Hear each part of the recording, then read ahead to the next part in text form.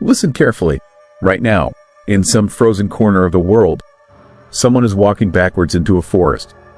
They dawn. Do you know why? They can T-stop.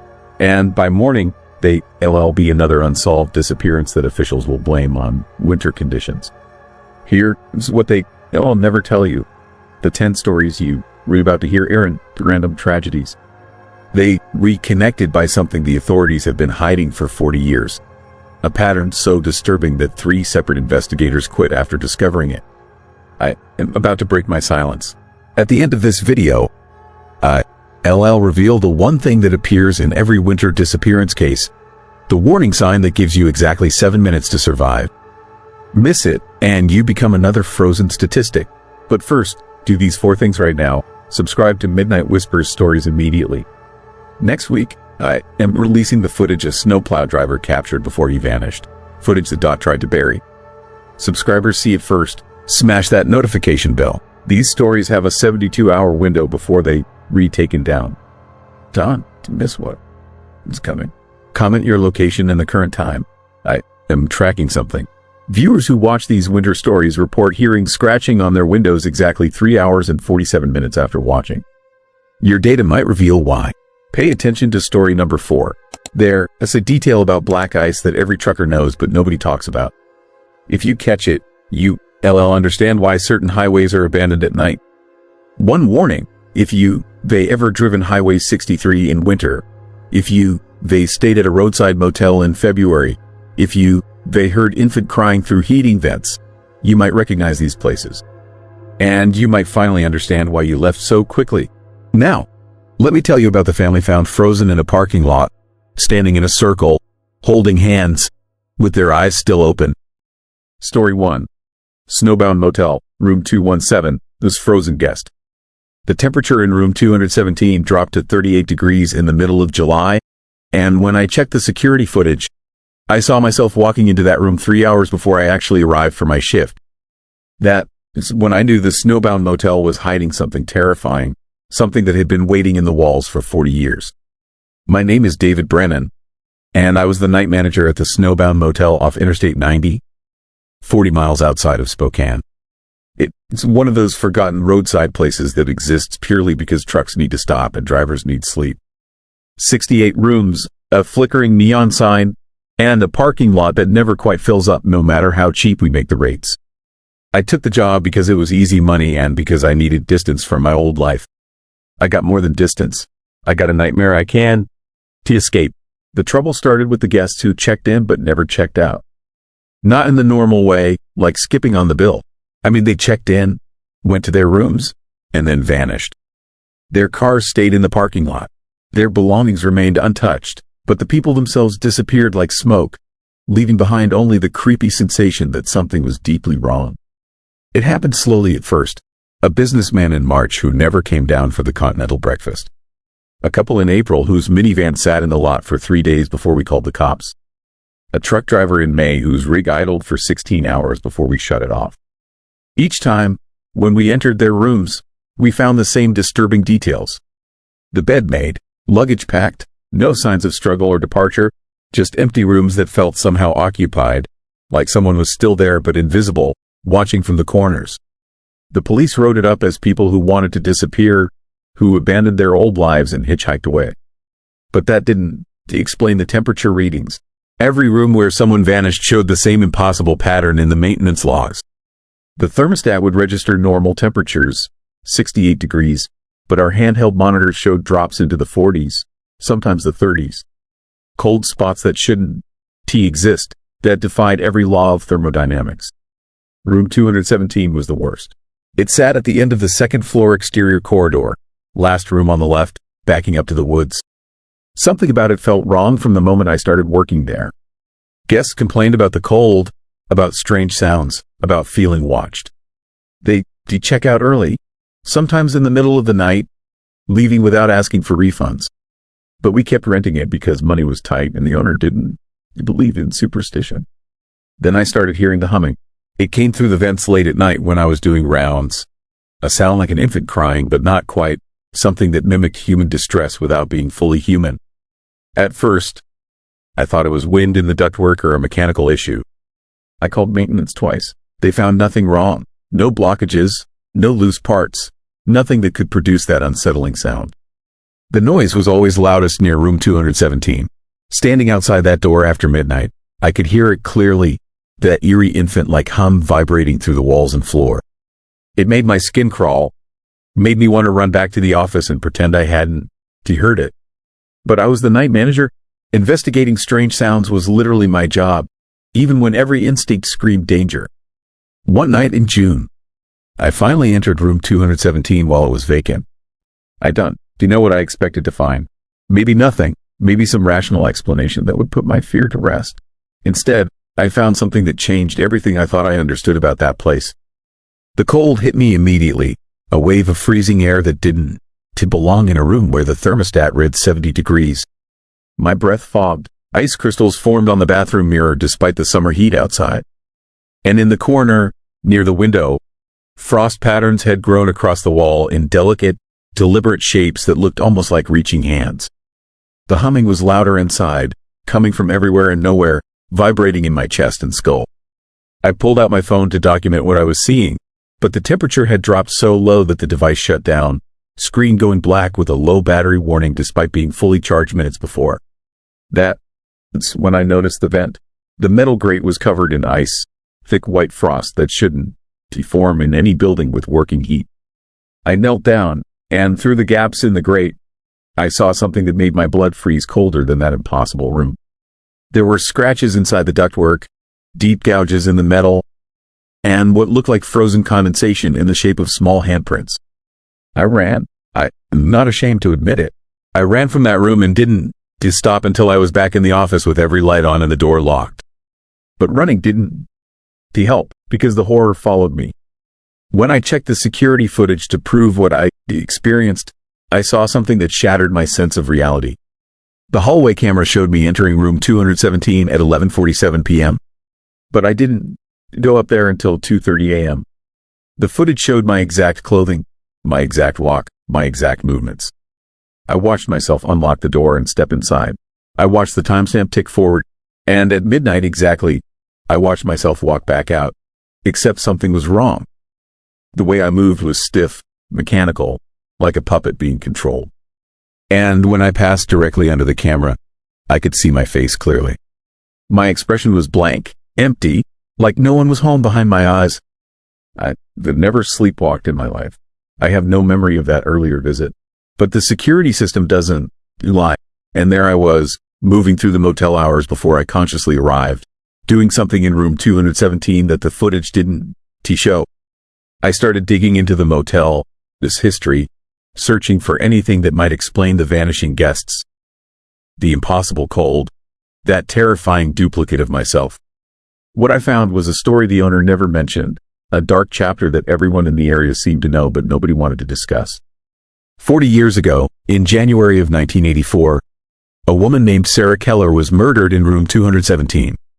She was 26, traveling alone, found frozen to death in her bed despite the heat running full blast.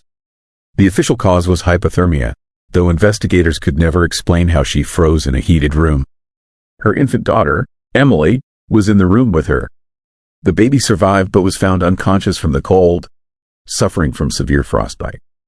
She never fully recovered, spending the rest of her short life in a care facility before dying at age 7. The disturbing part was what the maid found when she discovered Sarah's body. The thermostat was set to 90 degrees, but the room was freezing. Ice coated the windows, frost covered the walls, and the vent above the bed had been torn open from the inside. Metal bent outward, insulation pulled free, like something had tried to crawl into the ductwork.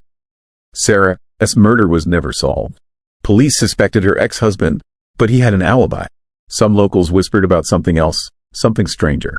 They said the snowbound motel was built on old land, native ground, a place where the winter spirits were strong. They said certain places hold on to death, that cold and darkness can become aware, can learn to hunger. They said room 217 remembered what happened there, and that memory had teeth. After learning this, I couldn't shake the feeling that Emily Keller never really left that room, that her infant cries had become the humming in the vents, that her frozen handprints were still pressed against the metal ductwork. But that didn't to explain the guests who vanished, or my appearance on the security footage hours before I arrived. The answer came during my last night at the Snowbound motel. A woman checked into room 217 around 10 p.m. She seemed normal enough, tired from driving, just wanting a place to sleep. I gave her the key and thought nothing of it until the temperature alarms started going off at midnight. The system showed room 217 had dropped to 32 degrees and falling. I grabbed my master key and ran upstairs, that terrifying hum already audible from the stairwell. The door to 217 was open, swinging gently in a breeze that shouldn't to exist in an interior hallway. Inside, the woman stood perfectly still in the center of the room, facing the wall, her breath fogging in the frigid air. She wasn't moving, wasn't responding to my voice. Just standing there like a mannequin, frozen in place. The temperature was dropping fast, ice forming on every surface, that awful humming growing louder and louder until it wasn't humming anymore but crying, desperate infant wailing that came from the walls and floor and ceiling. The vent above the bed burst open, metal tearing with a shriek, and something moved in the darkness of the ductwork. Something small and pale and wrong. I grabbed the woman and pulled her toward the door, but she was so cold, her skin like touching ice, her body rigid. As we crossed the threshold, she gasped and collapsed, suddenly released from whatever had held her. Behind us, the room erupted in a wave of freezing air that sent frost racing across the hallway carpet. The door slammed shut with enough force to crack the frame. The woman survived but remembered nothing after entering the room. The doctor said she suffered severe hypothermia despite being indoors for only 2 hours. Her core temperature had dropped to 87 degrees, low enough to cause amnesia and confusion. She was lucky to be alive. I quit that night. I told the owner everything, showed him the security footage, the maintenance records, the history of disappearances. He listened with the expression of a man who already knew but had chosen to ignore the danger for the sake of profit. He offered me double my salary to stay. I refused, but here is the truly horrifying part, the detail that still wakes me up screaming 3 years later. Before I left, I checked the security footage one final time, wanting to document everything for my own records. I found something that proved the nightmare was far worse than I imagined. Every guest who vanished from the Snowbound motel appeared on the security footage after they disappeared. Days, sometimes weeks after their cars were towed and their families reported them missing, the cameras caught them walking the hallways late at night. Same clothes, same movements, but wrong somehow, mechanical and puppet-like. And every single one of them would eventually end up standing outside room 217, just standing there for hours, swaying slightly, before walking inside and never coming back out. I am on that footage too. 3 weeks after I quit, the owner sent me a video clip with no message. It showed me walking through the Snowbound motel at 2 a.m., entering room 217, and standing in the center of that frozen room with my back to the camera. The timestamp was from last Tuesday. I was home in Seattle on Tuesday. I was nowhere near that motel, but there I was, standing in the cold and darkness, just another guest who checked in but never checked out. I don't know what is waiting in room 217. I don't know if it is the ghost of Emily Keller, searching endlessly for her mother, or something older that wears the shape of a frozen child. I don't know why it takes people, why it appears on security cameras, why it can somehow pull versions of us into that horrible place even when we are miles away. What I do know is this: the Snowbound motel is still open. Room 217 is still available for rent. And somewhere in the ductwork, in the crawl spaces between the walls, something small and cold is still humming, still waiting, still hungry for the warmth of living human souls. The temperature keeps dropping, the vents keep singing, and every night, someone new checks in and becomes just another shadow moving through those haunted hallways, trapped forever in the freezing darkness of a room that remembers death and want to let go. If you be ever driving Interstate 90 and see that flickering neon sign, keep driving. Don, to stop. Don, to check in. And whatever you do, Don, to ask for room 217. Because some places hold on to more than memories. Some places hold on to people. And the cold never stops reaching. Story 2. Iditarod scream. Missing mushers in a white silence. The thing about the Iditarod is that people disappear out there all the time. Not permanently, not usually, but in a wilderness that spans over 1,000 miles of Alaskan hell, even experienced mushers can vanish for hours. Sometimes days. The race officials expect it. plan for it, but what happened to Derek Castellano was different. What I heard on those trail cameras was something no search and rescue log could explain. And what those dogs saw in the white silence between checkpoints was terrifying enough to make me question everything I thought I knew about that frozen wasteland. I was a veterinary coordinator for the Iditarod in 2016. My job was monitoring dog health at checkpoints, reviewing footage from trail cameras, ensuring no teams were pushing their animals beyond safe limits. It was grueling work but rewarding. The race is brutal and dangerous, but it is also beautiful in a way that only Alaska can be. Until it is not. Until something goes so horrifyingly wrong that beautiful becomes a word you can never use again. Derek Castellano was a veteran musher, 42 years old, third time running the race. He had finished in the top 20 twice before and knew the trail better than most. When he left the Rainy Pass checkpoint on March 8th at 4:15 in the morning, nothing seemed unusual. His dogs were strong. His sled was properly loaded. Weather conditions were acceptable. The race officials logged his departure and estimated his arrival at the next checkpoint around 9 hours later. He never arrived. By hour 12, concern turned to alarm. By hour 16, search and rescue teams were mobilized. The official race logs show that multiple teams departed before and after Derek, and all of them reported normal trail conditions. No avalanches, no open water, no signs of wildlife encounters. Derek had simply vanished into the white expanse like smoke dissolving into fog. I was reviewing trail camera footage when I found it. We had cameras positioned every 10 to 15 miles for safety monitoring. The footage showed Derek's team passing camera 7 at 0600 hours. His posture was good, dogs running strong.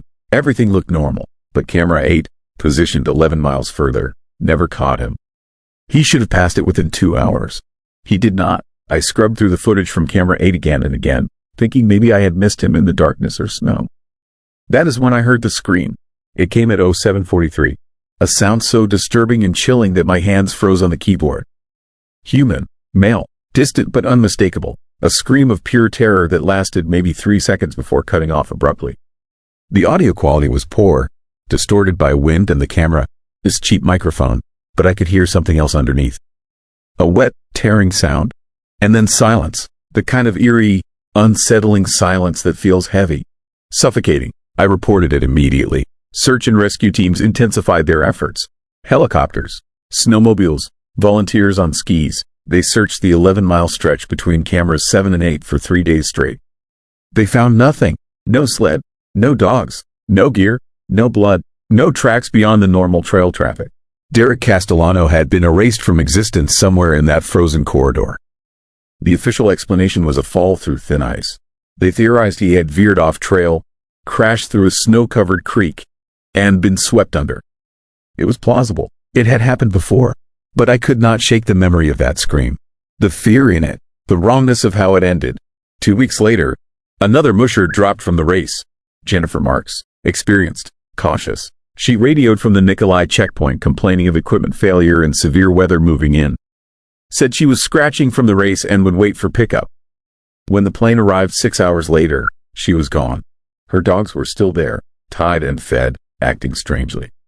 The pilot said they would not stop barking, would not calm down, kept staring at the tree line like they were seeing something that was not there. Jennifer's disappearance made headlines. 2 mushers lost in the same race was unprecedented. The theories ranged from animal attacks to human trafficking to voluntary disappearance. But none of them felt right. None of them explained the pattern that was starting to emerge. I went back through years of trail camera footage, hundreds of hours, looking for anything unusual. What I found made my blood run cold. Over the past decade, there had been 17 documented cases of mushers reporting strange encounters in that same general region between Rainy Pass and Nikolai. Dogs refusing to continue, teams turning back for no clear reason. Mushers describing a feeling of being watched, of hearing sounds that should not exist in the wilderness. Most of these incidents were dismissed as exhaustion, hallucination, or overactive imagination. But the search and rescue notes told a different story. SAR teams reported unusual animal behavior in the search areas. Birds going silent, small game completely absent. Even the rescue dogs seemed reluctant to work certain sections of trail. One handler wrote in his notes that his dog had whined continuously and tried to turn back, which was behavior he had never witnessed in 15 years of SAR work. I became obsessed. I started pulling audio from every trail camera in that corridor. Most of it was just wind and the occasional passing team. But scattered through the recordings were other sounds. Footsteps that did not match dog paws or human boots. A breathing sound, heavy and rhythmic, picked up on a camera where no team had passed for hours. And on 3 separate recordings, that same distant scream. Different dates, different years, but the same terrifying pitch, the same abrupt ending. The race committee ordered me to stop, said I was creating panic, said the disappearances were tragic but explainable and that my obsession was unprofessional. They suspended me when I refused to drop it, said I needed time to process the trauma of losing mushers under my watch. But I could not stop. I contacted families of mushers who had reported strange encounters. Most would not talk to me. A few did. They described the same things. A presence that felt predatory.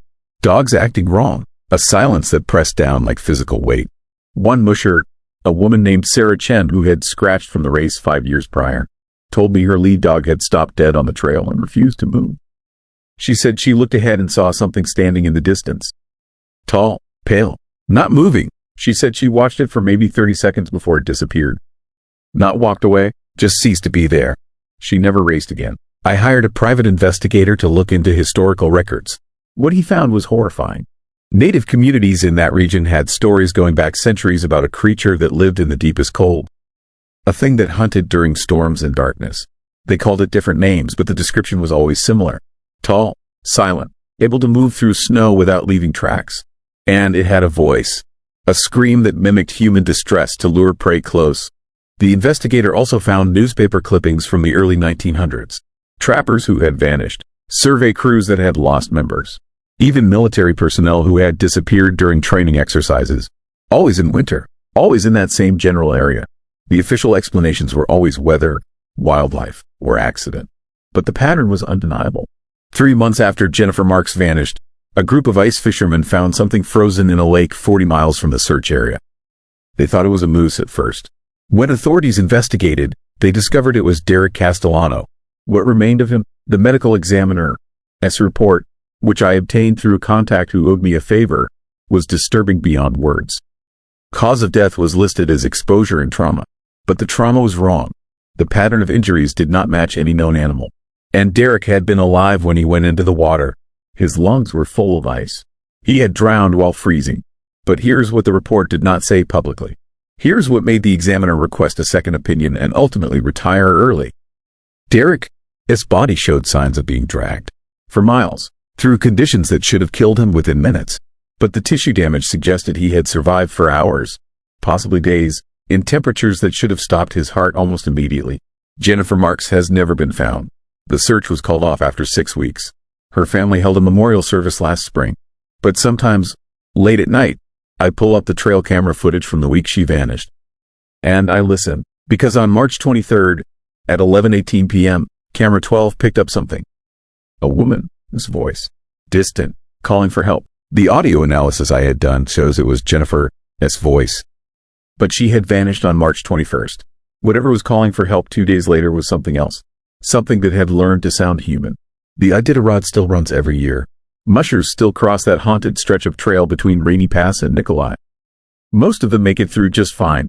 But every few years, someone reports something strange. Dogs acting wrong. A feeling of being followed. A distant scream in the white silence.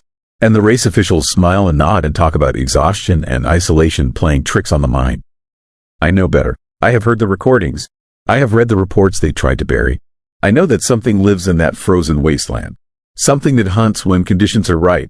Something that has been there longer than the race, longer than the towns, maybe longer than humans have walked that land. They say the Iditarod is the last great race. A test of endurance and courage against nature itself.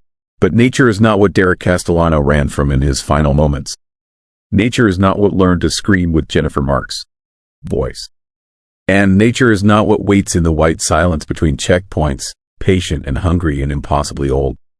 The trail cameras are still running, still recording. And if you knew where to look, if you had access to the raw footage like I did, you would see it too. The shape that appears in frame for just a moment. The shadow that should not cast. The evidence of something that exists in those frozen miles where the world goes quiet and even the dogs know to be afraid. Story 3. Winter camping. The caller in the tents. The voice on the radio told us exactly where to dig, and when we broke through the ice, we found a body that had been buried less than 24 hours before we arrived.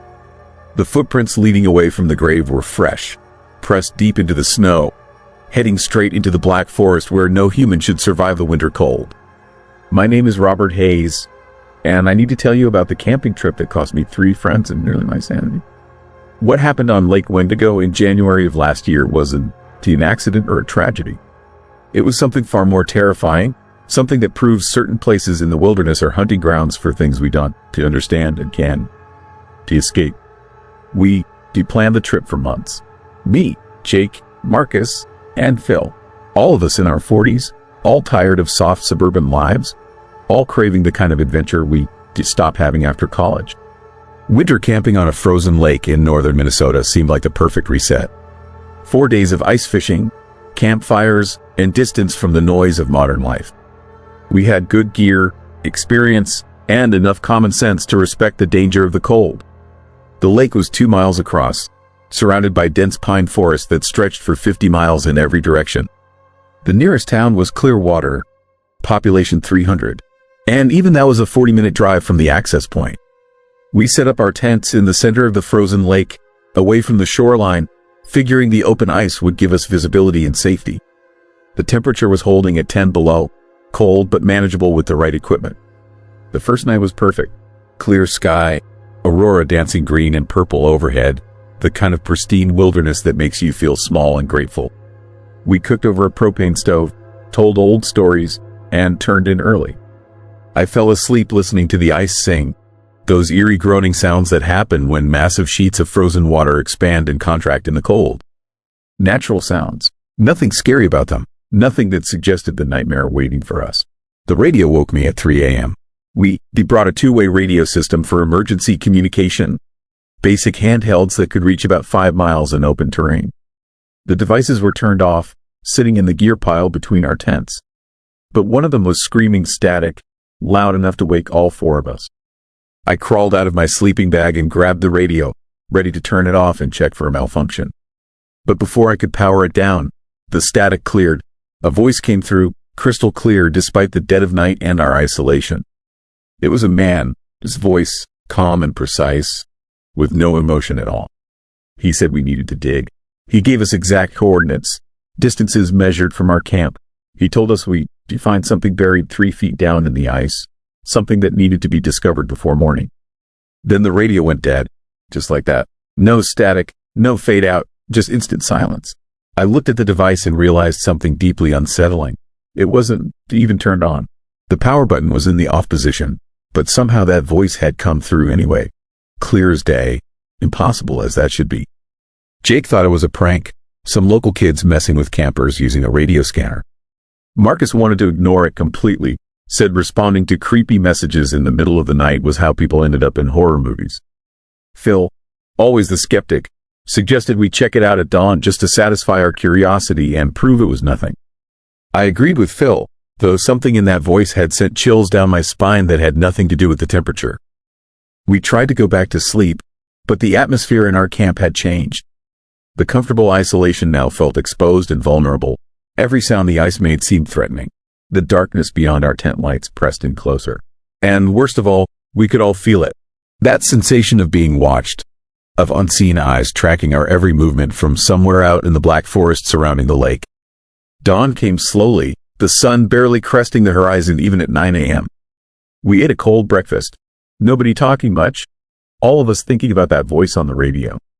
Finally, Marcus pulled out his GPS and plotted the coordinates we'd been given. They pointed to a spot about 200 yards north of our camp, still well within the lake's frozen surface. We walked out there as a group, carrying ice augers and shovels, telling ourselves we'd find nothing and laugh about it over lunch. The ice was 3 feet thick, solid and safe. But when we reached the coordinates and started clearing snow, we found something that made my blood run cold. Someone had been digging there recently. The snow was disturbed, refrozen in patterns that showed recent excavation and covering. Fresh work, maybe a day old at most. Jake started augering through the ice despite our growing unease. The drill went down smoothly until it hit something at exactly 3 feet, just like the voice had said. Not rock, not sediment, something soft that gave way under pressure.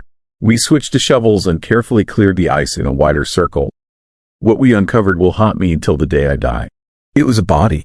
A man, middle-aged, frozen solid, wrapped in a blue tarp.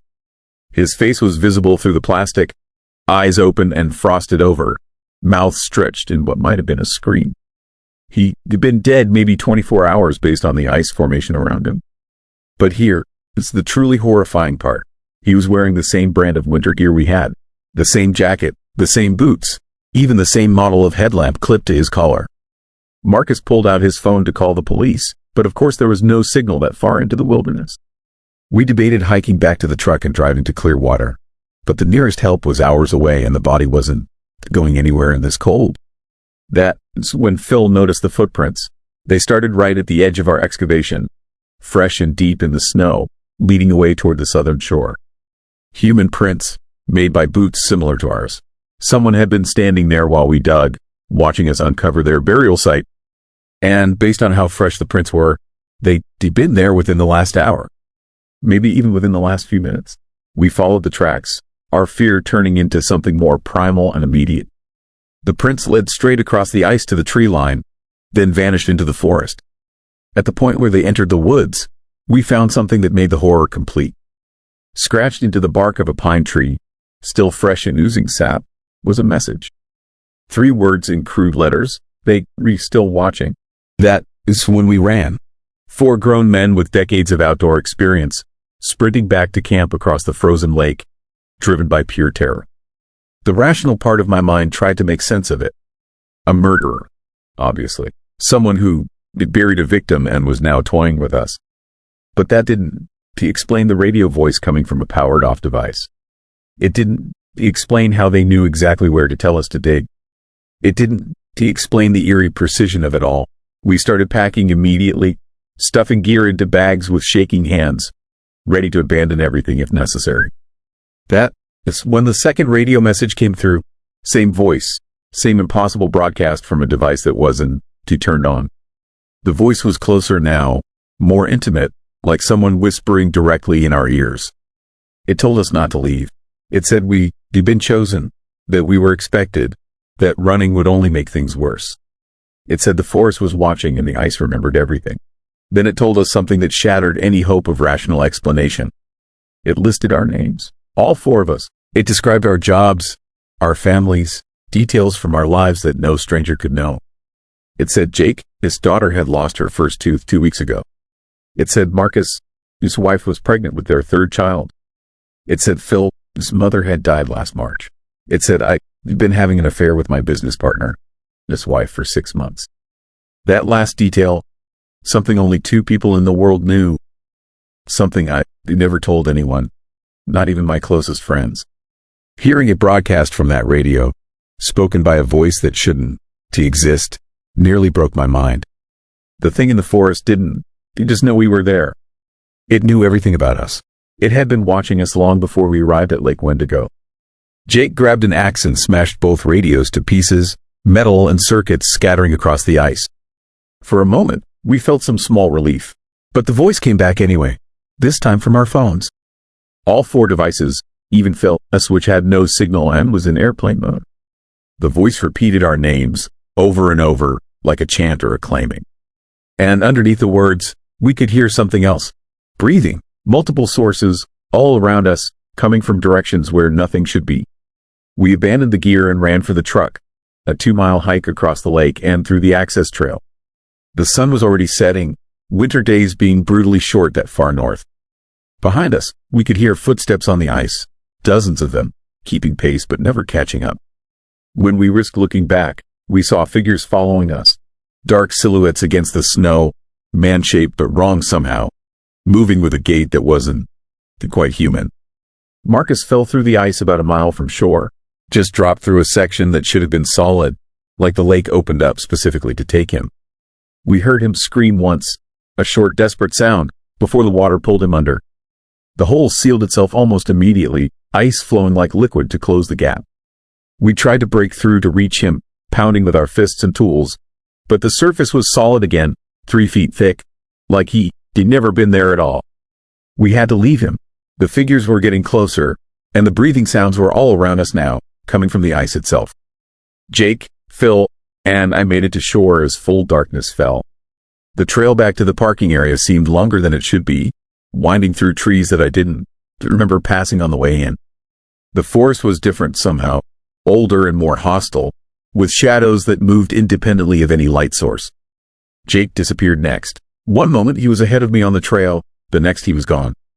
No sound, no struggle, just an empty path where he'd been walking seconds before. Phil and I found his headlamp lying in the snow, still on, still warm. His footprints ended abruptly in the middle of the trail, no signs of departure or struggle. He simply ceased to exist mid-step. Phil and I ran the final half-mile to the truck, our lungs burning from the cold and exertion, our minds fracturing under the weight of impossible terror. We made it to the vehicle and got inside, locking the doors like that would provide any real protection. The engine started immediately, a small mercy in a nightmare that had shown us none. We drove away from Lake Wendigo doing 80 on ice-covered roads, desperate to reach civilization and sanity. Neither of us spoke. What could we say? We lost two friends to something that shouldn't exist, something that had known our deepest secrets and spoken them through dead radios. Phil made it 3 days after we got back. He put his shotgun in his mouth and pulled the trigger in his garage. The note he left was simple. They followed me home. I hear them in the walls. I'm sorry. I'm the only one left now, and I know it. It's just a matter of time. I hear that voice sometimes, coming from electronics that Aaron turned on, whispering my name, telling me things about myself I've never told anyone. I see footprints in the snow outside my house, leading from the woods to my door, fresh every morning despite living in suburban Illinois where there are no woods for miles. The police investigated the body we found and the disappearance of my friends. They recovered Marcus from the lake 2 months later. Drowned, they said, though they couldn't, to explain how he fell through 3 feet of solid ice. They never found Jake. The body we uncovered was identified as a hiker who gone missing from that area in 2019, 5 years before we found him. The case is closed. Accidental deaths. Tragic camping accident. But I know the truth. Lake Wendigo is a hunting ground. The voice on the radio wasn't human. The things that followed us weren't human. Something in that wilderness collects people, buries them in the ice, and uses their deaths to lure others. The coordinates weren't random. We were meant to find that grave. We were meant to dig. We were meant to understand, in our final moments, that we had been chosen long before we arrived. I don't sleep anymore without every light in my house burning. I don't to go near windows after dark. And I never, ever turn on a radio.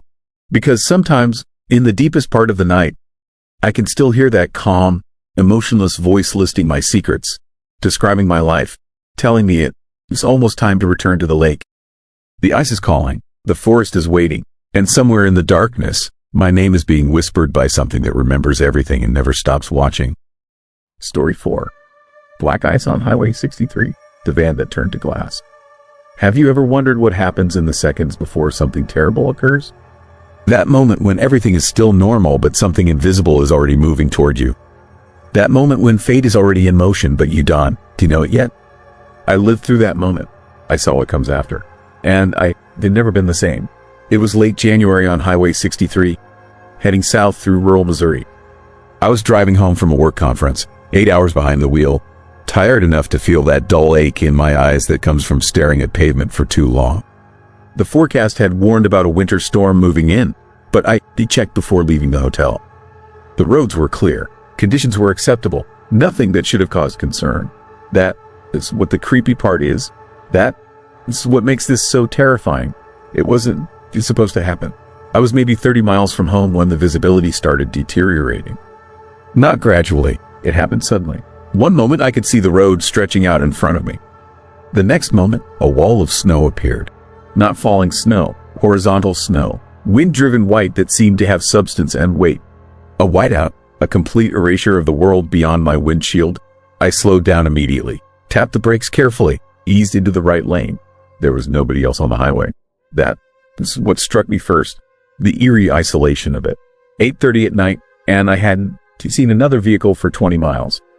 The road felt abandoned, haunted, like the weather had driven every other sane person off into the night, leaving only me in the darkness. That is when I saw the van. It was about 200 yards ahead of me, just barely visible through the blowing snow. A dark minivan. Nobody else on the road. Just that one vehicle moving slowly through the whiteout. I remember thinking they were doing the right thing. Slow and steady. Cautious. Safe. I maintained my distance. Let off the gas. Focused on following their taillights through the nightmare of white.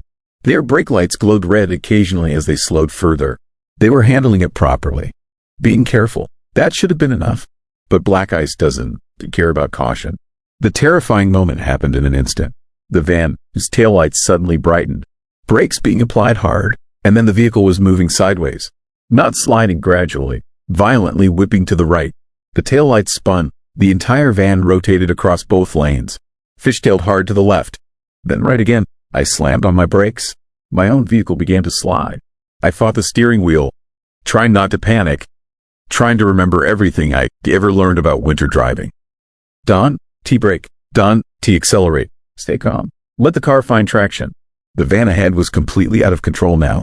In the nightmare landscape of that whiteout, I watched it spin. Once, twice, 3 times. The rotation was sickening, disorienting. And then there was the sound.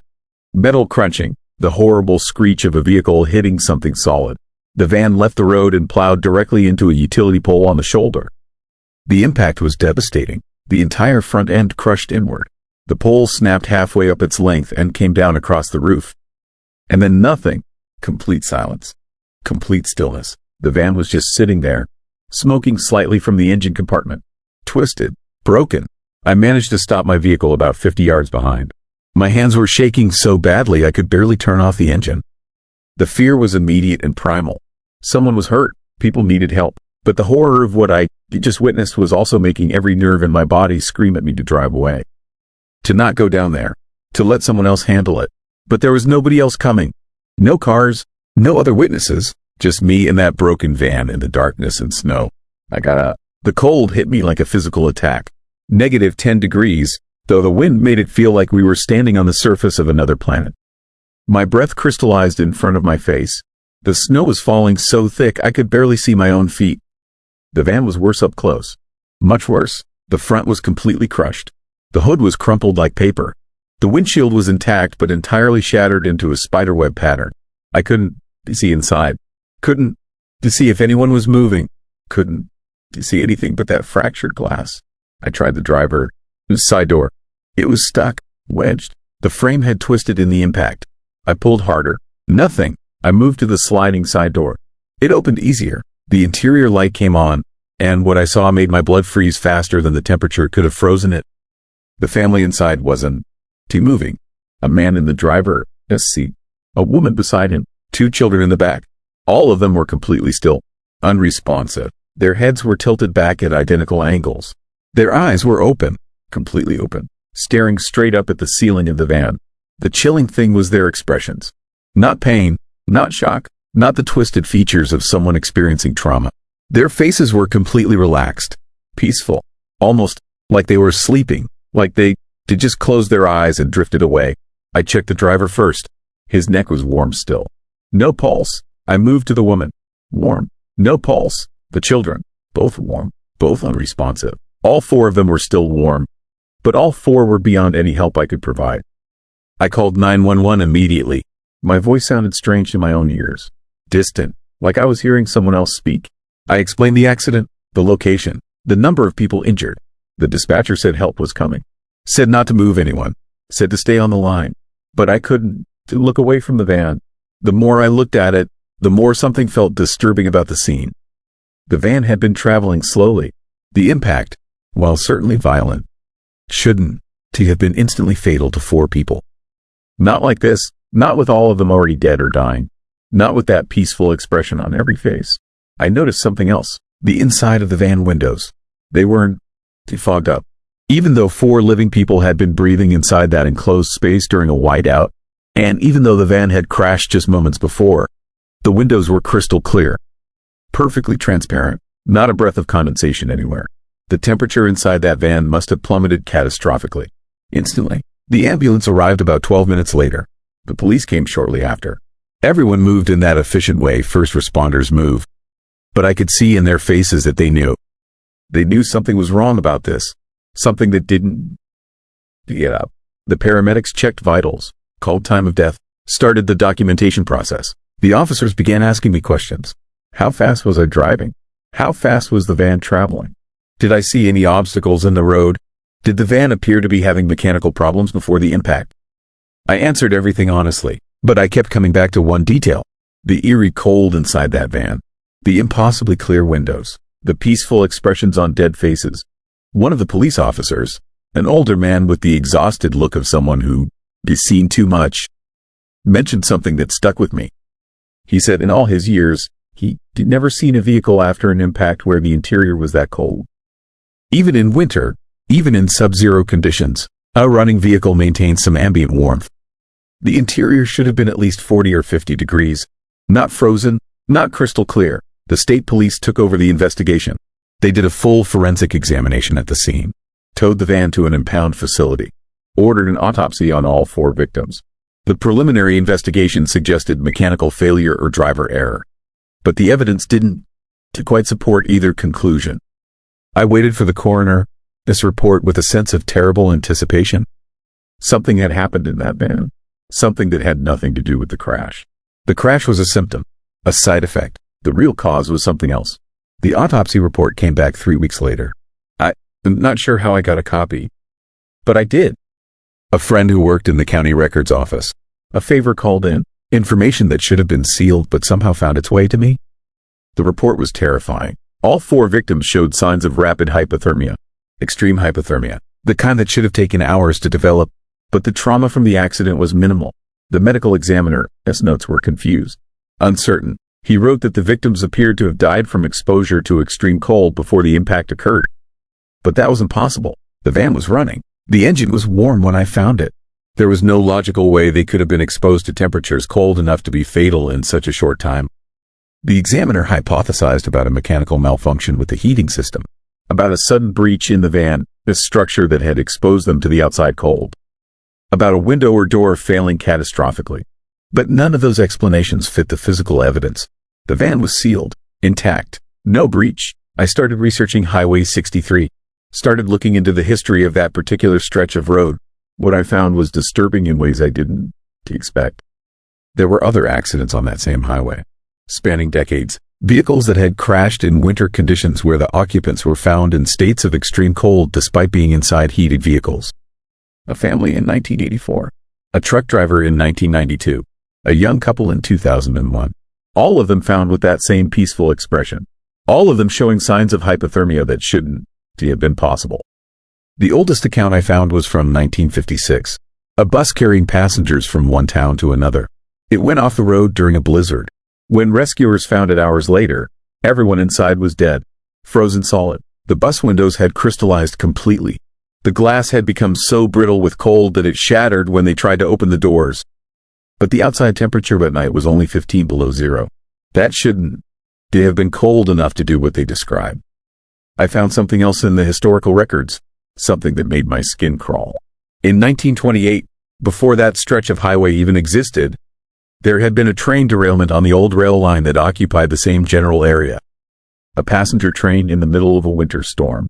When rescuers reached it, they found something horrifying. The passengers inside the cars were all dead, frozen, but the train was stopped, not moving, and there was no logical source for the catastrophic cold that had killed them. One of the rescuers wrote in his account that it was like the air itself had turned to cold, like they were opening a door not to a train car but to the interior of a freezer. He described the sensation as unnatural, evil, like the cold had intention, like it was alive. The nightmarish pattern became clear. Something lived on that stretch of highway, something connected to the location itself, something that fed on warmth, on life force, on the heat that keeps human beings alive. And in the winter, when the veil between our world and whatever existed in the darkness grew thin, it emerged. It found moving vehicles, it climbed inside, and it fed. The van, its windows hadn't defogged up because the interior had been drained of warmth so completely that human breath had frozen the moment it left our mouths. The peaceful expressions were from people dying without trauma, without pain, just slowly feeling the warmth leave their bodies as whatever was in that van with them fed. I haven't driven that highway since. I take the long route now, 50 extra miles, hours out of my way. But I don't to drive Highway 63 in winter anymore. I can. Last month, I saw a report in the local news. Another accident on Highway 63. Another vehicle off the road during a blizzard. A family of 4 found inside, dead. The medical examiner's preliminary assessment mentioned extreme hypothermia despite no apparent cause.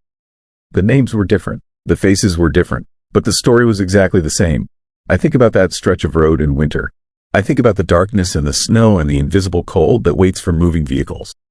I think about that thing, whatever it is, that exists in that place. Patient, eternal, feeding when winter comes. And I think about the next person who will drive that highway in the wrong season. The next family who will feel the temperature inside their car beginning to drop for no reason they can understand. The creepy sensation of something drawing the heat from their bodies. The slow realization that they're dying and there is nothing they can do to stop it. Black ice doesn't kill you. Whatever lives in that ice kills you.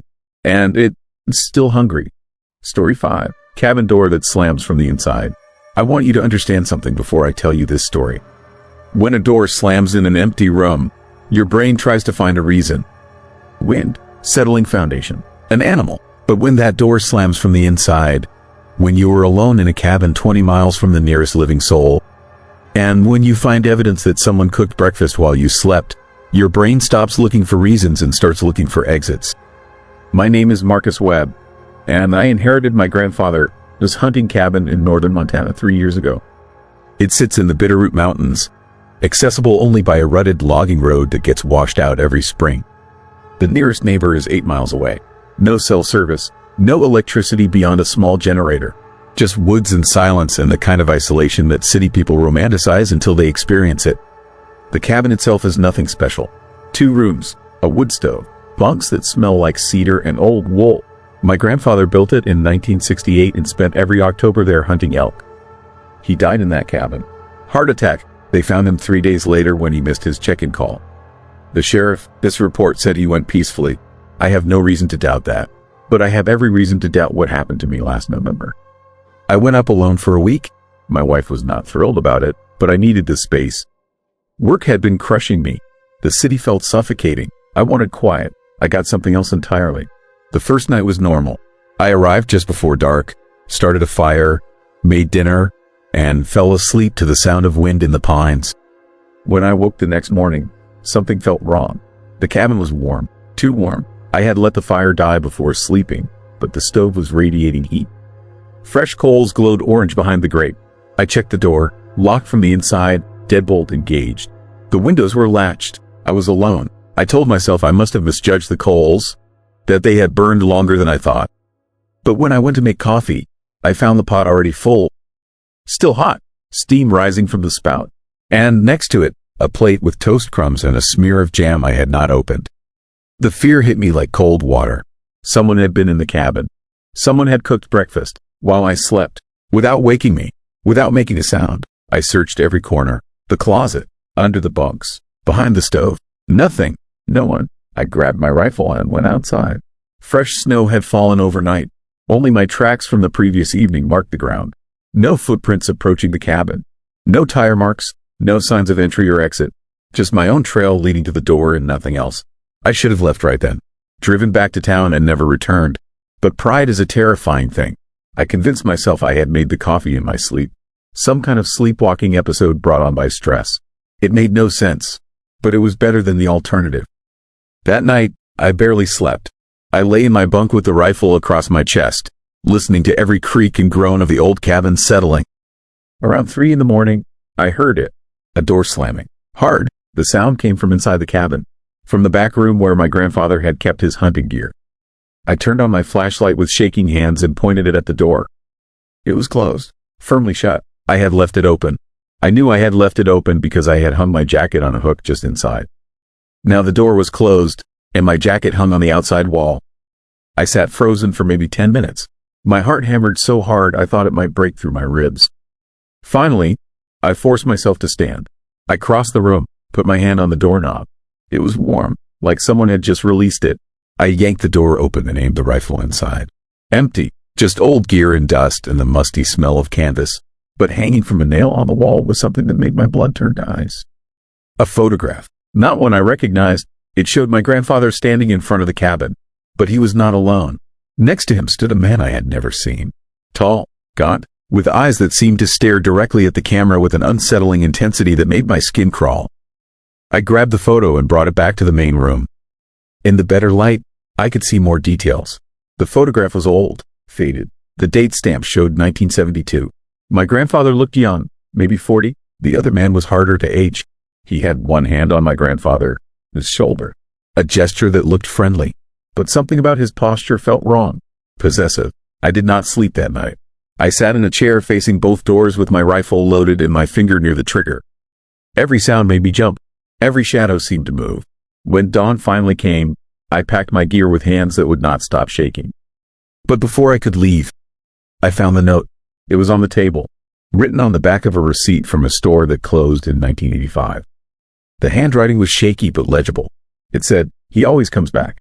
He thinks this place is his." I tried to warn the others. They would not listen. Lock the doors. Do not feed the fire after dark.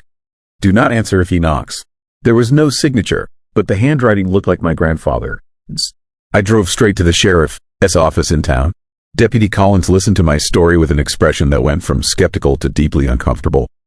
When I showed him the photograph, he went pale. He excused himself and returned with a file box. Inside were reports dating back decades. Complaints from people who had rented the cabin. Strange occurrences. Sounds. Evidence of intrusion. Fresh cooking when no one should have been there. But here's what made my stomach drop. 5 different people had reported seeing the same man I saw in the photograph. Different years, different decades, but the same description. Tall, gaunt, appearing in windows, standing in the tree line. One report from 1993 included a sketch drawn by a witness. It matched perfectly. Deputy Collins told me something else. Something not in the official reports. My grandfather had come to the station 3 weeks before he died. He had been agitated, frightened. He claimed someone was living in the cabin with him. Someone who only appeared at night. Someone who refused to leave. The deputies had driven up to check. They found nothing, wrote it off as early dementia. 3 weeks later, he was dead. The coroner ruled it a heart attack, but the deputy who found the body included a note in his personal log. He wrote that my grandfather, his face was locked in an expression of terror, that his eyes were open and fixed on the back room door, and that when they moved the body, they found deep gouges in the wooden floor, as if he had tried to claw his way away from something. I never went back to that cabin. I tried to sell it, but no one would buy it. The real estate agent said people in town knew the stories, knew the history. She advised me to just let it sit empty. So I did, but last month, I got a call from the sheriff. Hikers had reported smoke coming from the cabin, a fire burning in the stove. When deputies investigated, they found the place warm and lived in. Fresh food, clothes hanging on hooks, and cooking utensils laid out as if someone had just finished making breakfast. The door was locked from the inside. The windows were latched. No tracks in the snow. No signs of entry. Just evidence that someone or something was still there. Still using the cabin. Still cooking meals. Still slamming doors in the empty rooms. The sheriff asked if I had given anyone permission to stay there. I told him no. He asked if I wanted to press charges for trespassing. I told him there was no one to charge. He did not argue. He just told me the cabin was being monitored and that I should stay away. I agreed, but I cannot stop thinking about it. About that photograph. About the note. About my grandfather. His final moments alone in that place with something that refused to leave. I think about all the people who stayed there over the years. All the reports filed and dismissed. All the evidence of something impossible persisting in that isolated cabin. Here's what I believe. I think something attached itself to that place long before my grandfather built it. I think it claimed the land as its own.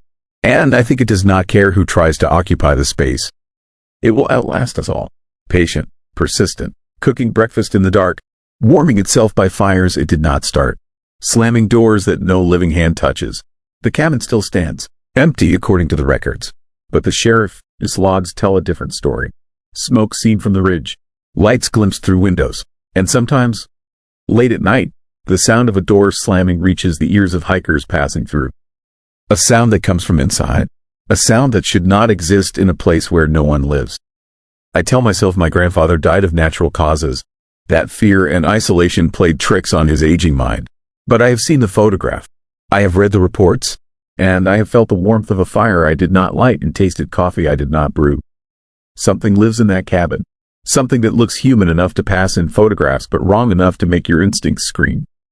And it is still there, still waiting, still claiming ownership of a space it will never surrender. The door slams from the inside because something on the other side wants you to know. This place is not yours. It never was, and it never will be. Story 6. Snowmark Trail. A hiker walked backwards into the forest. The footprints in the snow showed my brother walking backwards into the forest for 3 miles. And when search and rescue finally found him, he was facing the wrong direction with frostbitten feet and no memory of how he got there. What terrified me most was the second set of prints walking alongside his, made by something that left no other trace of its existence. My name is Daniel Crawford, and I need to tell you about what happened to my brother Ryan on Mount Shasta last February. What the official reports call a hiking accident was something far more disturbing and horrifying, something that proves certain places in the wilderness are doorways to experiences our minds aren't built to process or survive. Ryan was an experienced hiker, 38 years old, former Marine, the kind of guy who could navigate by stars and build shelter from nothing. He'd done winter trails all over the Pacific Northwest without incident. When he told me he was doing a solo 3-day trek on Shasta, his northern face, I didn't worry. Ryan knew what he was doing, or so I thought. He was supposed to check in every evening via satellite messenger. Day 1, his message came through normal, making good time, weather clear, spirits high. Day 2, nothing. By noon on day 3, when he missed 2 check-ins in his return time, I called search and rescue. That's when the nightmare began. The ranger who took my call was named Mitchell, a 20-year veteran who had seen everything these mountains could throw at people. Even he sounded unsettled when he called me back after the initial search. They found Ryan, his trail easily enough, clear boot prints in fresh snow leading up the designated path. But at the 3-mile marker, something impossible happened. The prints stopped at the tree line, then a second set appeared, walking backwards into the dense forest, off trail, heading into terrain no sane person would enter voluntarily. Mitchell said it looked like Ryan had reached that spot, stood still for a moment based on the disturbed snow, then turned around and walked backwards into the woods. Not turned and walked forward with his back to the trail. Actually walked backwards, heel toe, for 3 miles through dense forest, over rocky terrain, through areas where walking forward would be challenging enough. The snow was fresh enough that they could see every detail of the prints. There was no question about what they showed. But here is what made it truly terrifying. Alongside Ryan, his backwards prints, there was a second set of tracks. Not boot prints, something else. The rangers described them as impressions, like something heavy was moving through the snow without quite touching the ground, leaving pressure marks but no clear shape. These marks stayed parallel to Ryan, his prints the entire 3 miles, never deviating, never leaving his side. They found Ryan at dawn on day 4. He was standing in a clearing, facing east, watching the sunrise. His feet were severely frostbitten, his face was wind-burned, and he was hypothermic. But he was alive. When they reached him, he didn't respond to their calls. He just stood there, staring at the light, like he was waiting for something. They had to physically turn him around to get his attention, and when they did, his eyes were empty. Not unconscious, not confused, empty, like nobody was home. I met them at the hospital in Reading. Ryan was stable but unresponsive, staring at walls, not speaking, barely acknowledging presence. The doctor said it was shock and exposure, that he'd come back to himself once he warmed up and rested. But I'd been in his hospital room for 10 minutes when I noticed something that sent chills down my spine. He's staring at the wall randomly. His eyes were tracking something, following movement that I couldn't see, moving in patterns that suggested he was watching someone walk around the room. 3 days later, Ryan started talking. Not to the doctors or nurses. Not to me. He talked to the empty corner of his hospital room, carrying on one-sided conversations in a voice that wasn't quite his own. The words were English, but the cadence was wrong, the inflection strange. He'd say things like asking if it was time yet, saying he understood now, promising do you remember the way? When nurses tried to redirect him, he looked through them like they were glass, then returned to his corner conversations. The psychiatrist diagnosed dissociative disorder brought on by severe trauma. But what trauma? Ryan had no physical injuries beyond the frostbite. No signs of animal attack, no head wounds, nothing that explained his mental state. The search team had found his gear intact, his supplies unused, his route impossible. A man doesn't walk backwards through wilderness for 3 miles by accident or confusion. Something had happened to Ryan on that mountain. Something that broke his mind in ways medicine couldn't, he explained. I started researching Mount Shasta's history, looking for anything that might give me answers. What I found was a pattern of disappearances and strange incidents going back over a century. The Modoc and Shasta tribes had legends about the mountain, stories about spirits that lived in the snow and ice. They called them the backwards people, entities that walked in reverse through the world, that could make living humans do the same, pulling them deeper into the wilderness until they forgot which direction was forward and which was back. The legend said these spirits appeared during heavy snows, when the boundary between the living world and the spirit realm grew thin. They called to hikers, mimicking voices of loved ones, leading people off established trails. Anyone who followed would find themselves walking backwards without realizing it, drawn deeper into the forest while facing the wrong direction, unable to stop or turn around. Some would be found days later, alive but changed, their minds trapped between worlds. Others were never found at all. I dismissed it as folklore until I found the incident reports. Over the past 30 years, there had been 7 documented cases of hikers found on Shasta exhibiting similar symptoms to Ryan. All in winter, all found standing in clearings, facing east, all with backwards footprints leading to their location, and all accompanied by those strange pressure marks in the snow, the impressions of something heavy walking alongside them. 5 of the 7 never fully recovered. They lived out their remaining years in facilities, talking to empty spaces, walking backwards through hallways, claiming something was still guiding them. 2 committed suicide within a year of their rescues, both leaving notes that said similar chilling things about needing to finish the journey, about promises they made to the thing in the snow. Ryan came home after 2 weeks.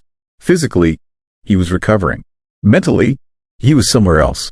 He'd stand at windows facing east for hours. He'd walk through our parents' house backwards, navigating furniture and doorways with eerie precision without looking where he was going. And every night, he'd have the same nightmare. I'd hear him screaming from the guest room, and when I did check on him, he'd be sitting up in bed, staring at the corner, describing something he saw but wouldn't explain. One night, I pressed him for details. I needed to know what happened on that mountain. Ryan looked at me with eyes that were almost his own, and for a moment, I saw my brother again. He told me he heard someone calling his name from the tree line, a voice he recognized but couldn't place. It sounded like our father, who died 5 years earlier. The voice was asking for help, saying it was lost and needed Ryan to come quickly. Ryan said he followed the voice into the trees. He remembered feeling strange, like his body was moving without his control. He tried to turn back, to walk toward the trail, but his legs wouldn't obey.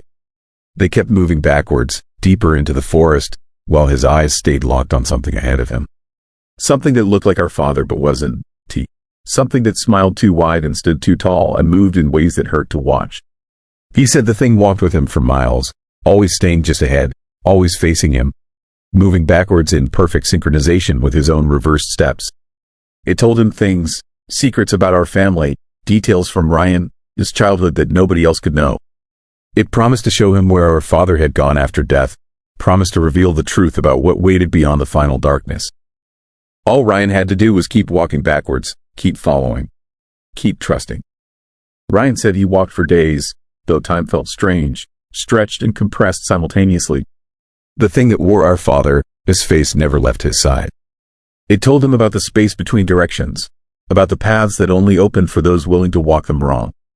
It said some people were chosen, marked by the mountain, selected to learn the backwards way.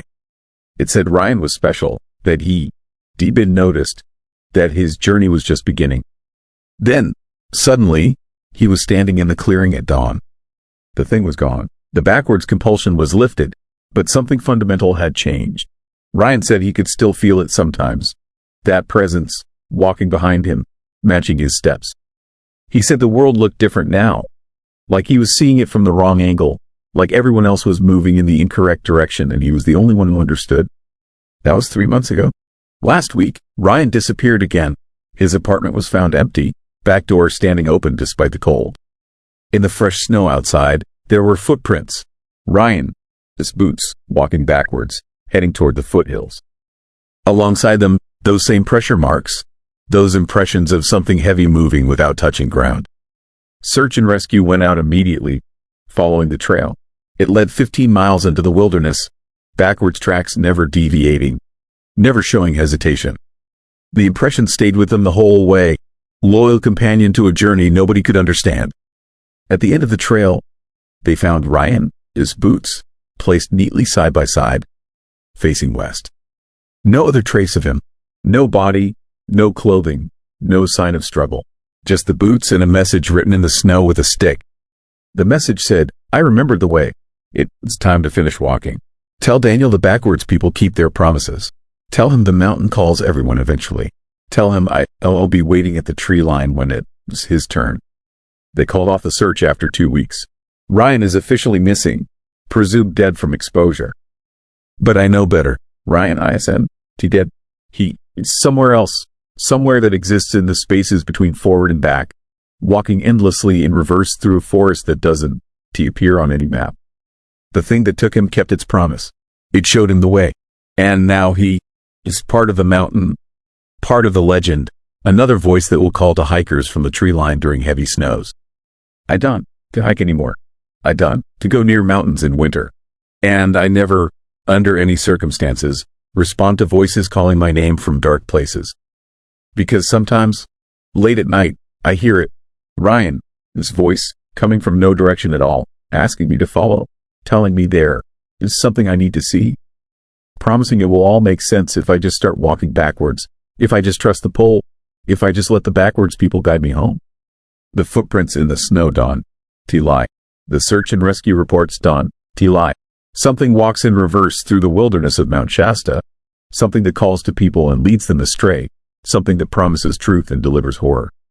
My brother found it, or it found him, and now he is gone, walking backwards through eternity, marking trails in snow that never melts, waiting for others to hear the call and follow.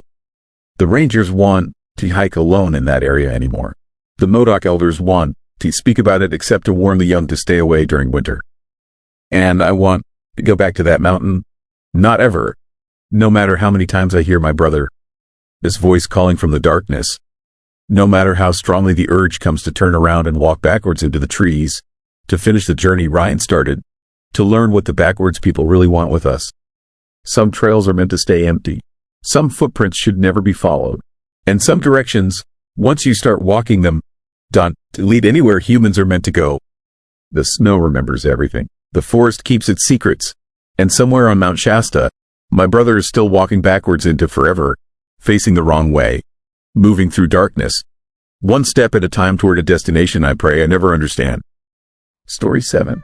Lighthouse that rang at night. Ice, fog, and an unseen keeper. What happens when a warning light goes dark?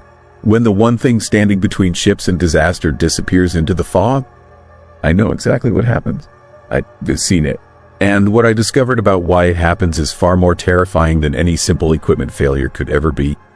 My name is David Crane. I was a Coast Guard Marine surveyor for 23 years. My job was to inspect lighthouse stations, document maintenance issues, and ensure that every beacon on the Great Lakes was functioning properly. I visited maybe 100 lighthouses over my career. Most were automated now, unmanned, just mechanisms tending lights that had guided ships for over a century. But Tower Point Lighthouse was different. It was still staffed, still had a keeper, a man named Robert Finch who held the position for almost 30 years. The kind of dedication that was becoming rare in the modern world. I scheduled a routine inspection for early November. The weather report said a storm was coming in from the northwest, but I had a window of maybe 4 hours before conditions became impossible. I made the trip up to the northern Michigan coast. The drive was eerie. The autumn colors had already faded. The landscape was gray, empty, like the land itself was holding its breath. Tower Point Lighthouse sat at the end of a rocky peninsula. The structure was old, built in 1872, over 100 years of service. The tower was a pristine white cylinder rising from a brick keeper's cottage. The light at the top rotated with mechanical precision, casting a sweeping beam across the lake. Robert was expecting me. He came out of the cottage as I pulled up, a lean man in his late 60s with the weathered face of someone who spent 3 decades looking at water and sky.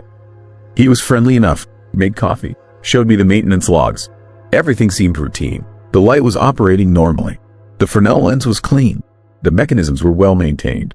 But something felt off. I couldn't put my finger on it at first. Just a creepy sensation. An unsettling awareness that something wasn't quite right. The cottage was immaculate, but it felt cold. Not just temperature-wise, emotionally cold. The walls were bare. No family photos, no personal items. Just functional furniture and the endless sound of the rotating light. This machinery. Robert kept checking the time, kept looking toward the window, kept listening to the fog that was rolling in from the lake. A thick bank of it, moving toward the shore with what felt like purpose. With intention. I asked if there had been any recent issues, any problems with the light or the mechanisms. He hesitated, for just a moment, a pause that lasted longer than it should have. Then he said no. Everything was fine. The light was running perfectly, but his hands were shaking. I finished the inspection and headed back down toward my truck. The fog was closing in fast. Visibility was dropping. The light above, that reliable beam that had been rotating steadily, suddenly appeared spectral, ghostly, cutting through the fog like a knife through dark water. Robert walked me to my vehicle. As I was getting ready to leave, he said something that froze my blood. He said if I ever got called back here, if there was ever an emergency at the lighthouse, I shouldn't come. Not at night, not in the fog. He said it quietly, almost like he was asking me a favor.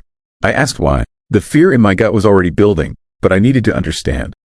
He looked at the light rotating above us, looked at it for a long time. Then he said the light had been ringing at night. Every night for the past month. The telephone in the cottage would ring. And when he answered, there would be nothing but static. Dead air. But sometimes, underneath the static, he could hear the foghorn. The foghorn that hadn't operated in 15 years. The one that was broken beyond repair. And on the nights when the telephone rang, the light would go dark. The phone calls were coming from inside the lighthouse. The terrifying part was that Robert was always alone. No one was visiting. No one was making the calls. But the phone kept ringing, and the light kept going out. And when he would climb the spiral stairs to check on the mechanism, he would find it running perfectly. The light blazing as bright as ever. But from outside, from the water, the light would appear completely dark. I told him I would file a maintenance report, that we'd get someone out there to investigate the electrical system. He nodded, but I could see the hopelessness in his eyes. He didn't believe anything could be fixed, because this wasn't a mechanical problem. He knew it, and somehow, I was beginning to suspect it too. The drive back was unsettling. The fog followed me. The eerie atmosphere of that lighthouse clung to me like something physical. I kept thinking about Robert, about those shaking hands, about the way he looked at that light. 2 weeks later, I got a call from the Coast Guard dispatcher. Tower Point Lighthouse had missed a scheduled check-in. Robert hadn't responded to radio contact for 8 hours. A rescue boat had been sent. They found Robert at his post in the lantern room, frozen solid, standing directly in front of the Fresnel lens. The light was still operating, still rotating, still casting its beam across the water. But Robert was dead. I drove back up to the coast immediately. The Coast Guard was already there. The body had been taken down. The preliminary assessment was hypothermia, exposure to the cold in that high tower. But there was something disturbing in the reports. Robert's body was positioned directly in front of the light. His hands were raised. His fingers were positioned as if he was holding something invisible. The medical examiner noted that the ice on his clothing was unusual. Not condensation from being in a cold environment. This was something else. The ice was thick, crystalline, like he'd been dipped in liquid nitrogen. His face was frozen in an expression of absolute terror. The Coast Guard sealed the lighthouse for investigation. I requested copies of all the incident reports, all the documentation. What I found in those files made my skin crawl. There were incident reports dating back decades. Reports of the light going dark during fog. Reports of phantom phone calls. Reports of noises in the tower. Previous keepers requesting reassignment. One keeper, James Murphy, had been found dead at his post in 1971. The death was ruled as a heart attack brought on by stress. But the photographs from that scene showed something similar to what happened to Robert. Ice, unnatural ice covering his body. His hands raised, his face twisted in nightmare fear. I dug deeper, found the history of Tower Point Lighthouse, found something that made everything make sense. In 1892, the original lighthouse keeper was a man named Thomas Whitmore. He held the position for 2 years without incident, But in the winter of that year, a terrible storm rolled across the lake. A freighter called the Margaret Ann was caught in it. The storm was violent enough that the Fresnel lens was damaged. The light went dark for maybe 5 minutes. 5 minutes during the worst conditions imaginable. The Margaret Ann ran onto the rocks half a mile from the lighthouse. The ship sank. 17 people died. Thomas Whitmore was found the next morning at the top of the lighthouse. Dead, frozen, ice covering his entire body despite the temperature being only 20 degrees below zero. His hands were raised. His face was frozen in an expression of absolute despair. The official record said suicide, that the guilt had driven him to climb to the top in his nightclothes and let the cold take him. But other keepers reported something different. They said they heard screaming from the tower that night. Screaming that didn't sound like Thomas. And they said the light had gone dark again, right at the moment Thomas's body was found.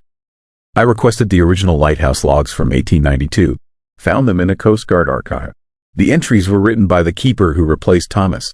The entries were terrified, incoherent in places. He wrote about hearing voices in the tower, about seeing something moving in the beam of the light, about feeling a presence that wasn't human, about the temperature in the lantern room dropping to impossible levels.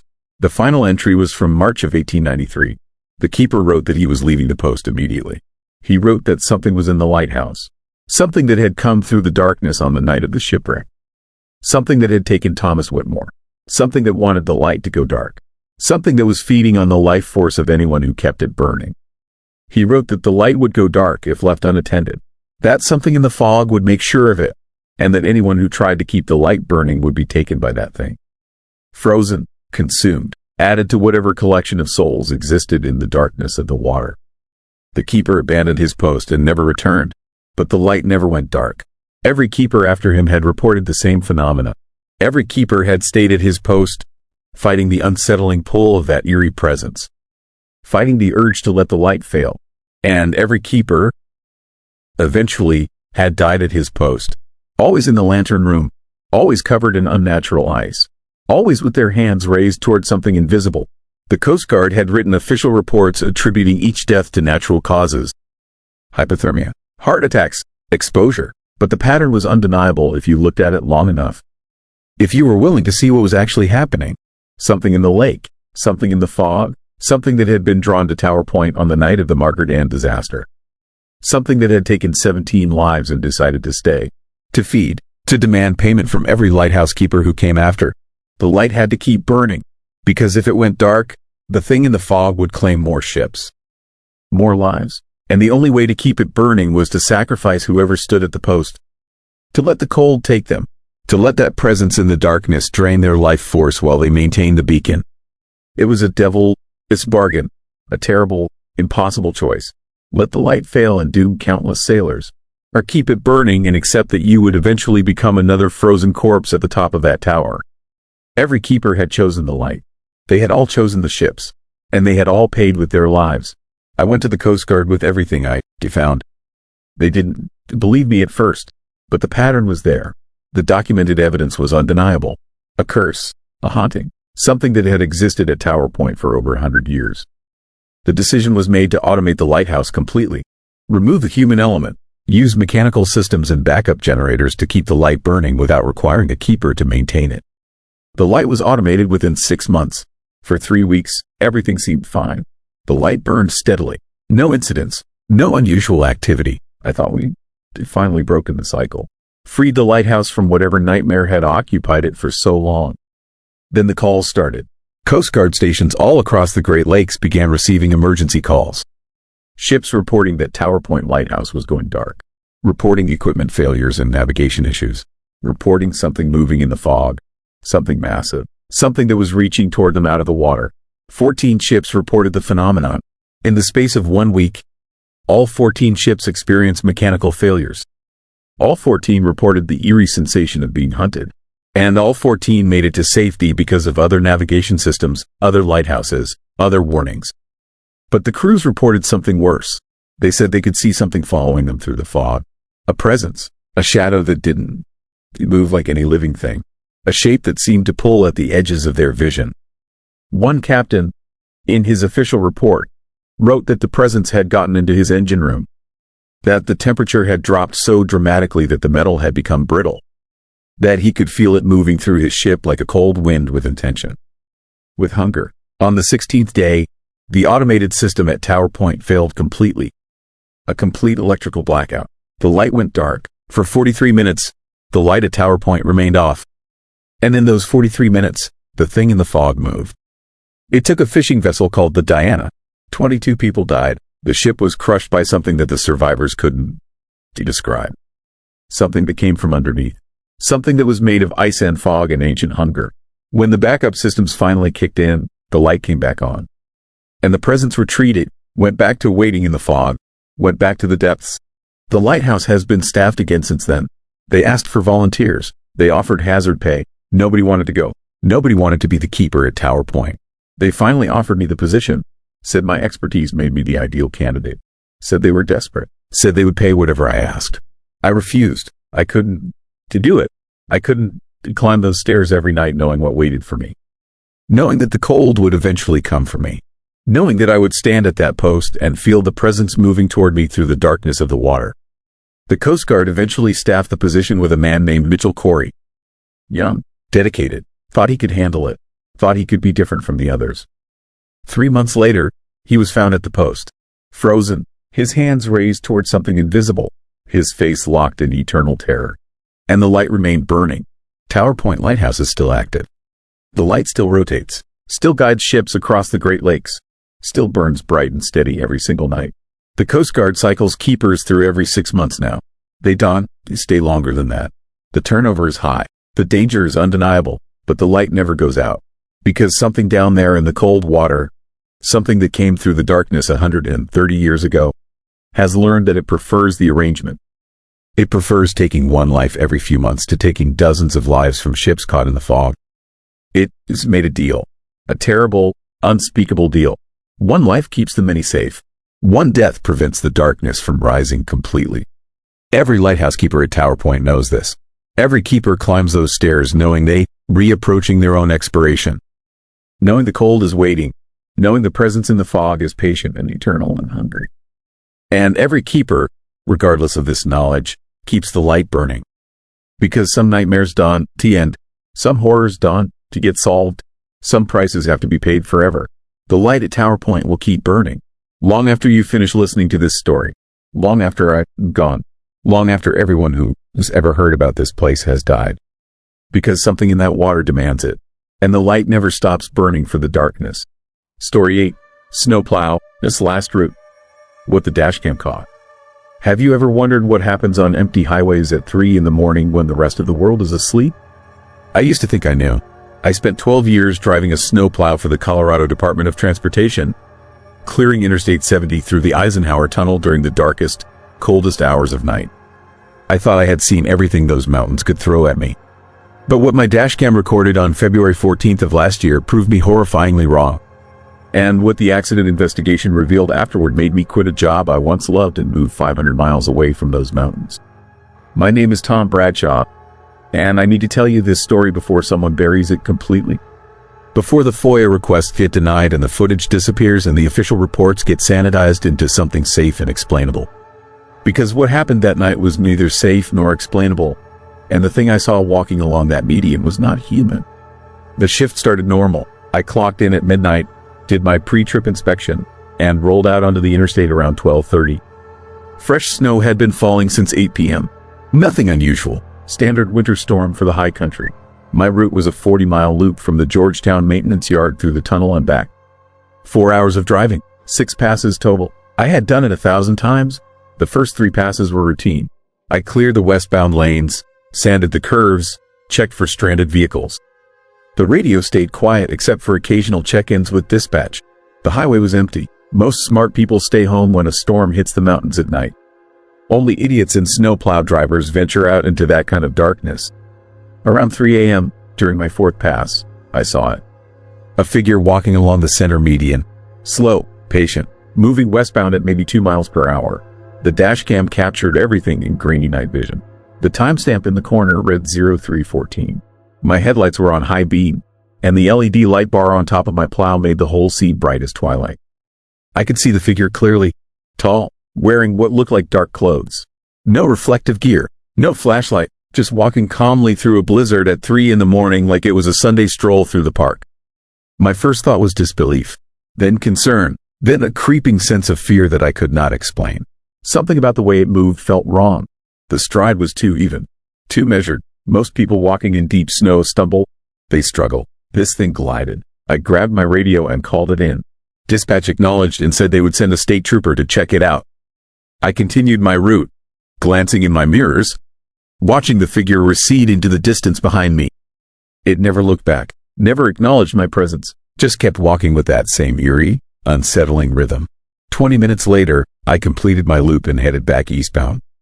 The figure should have been easy to spot. I knew approximately where it had been, but when I reached that section of highway, it was gone. No footprints in the fresh snow along the median. No sign anyone had been there at all. Just smooth, undisturbed white stretching in both directions. I radioed dispatch again, asked if the trooper had made contact. She said no trooper had been dispatched yet because of the storm. Said she would follow up. I told her the person was gone now anyway. She logged it and told me to continue my route. That should have been the end of it. A strange sighting, a trick of light and exhaustion. But something made me uncomfortable. Something about that figure haunted me. I could not shake the image of it walking so calmly through conditions that should have been deadly. On my fifth pass, around 4:15 a.m., I saw it again. Same spot, same median, but this time it was closer to the road, maybe 5 feet from the white line. Still walking westbound with that same patient, terrifying stride. My dashcam caught it perfectly. I slowed down, grabbed my spotlight, aimed it directly at the figure. That is when I saw its face. Even through the snow and darkness, even with the grainy quality of the camera, I could see it was not right.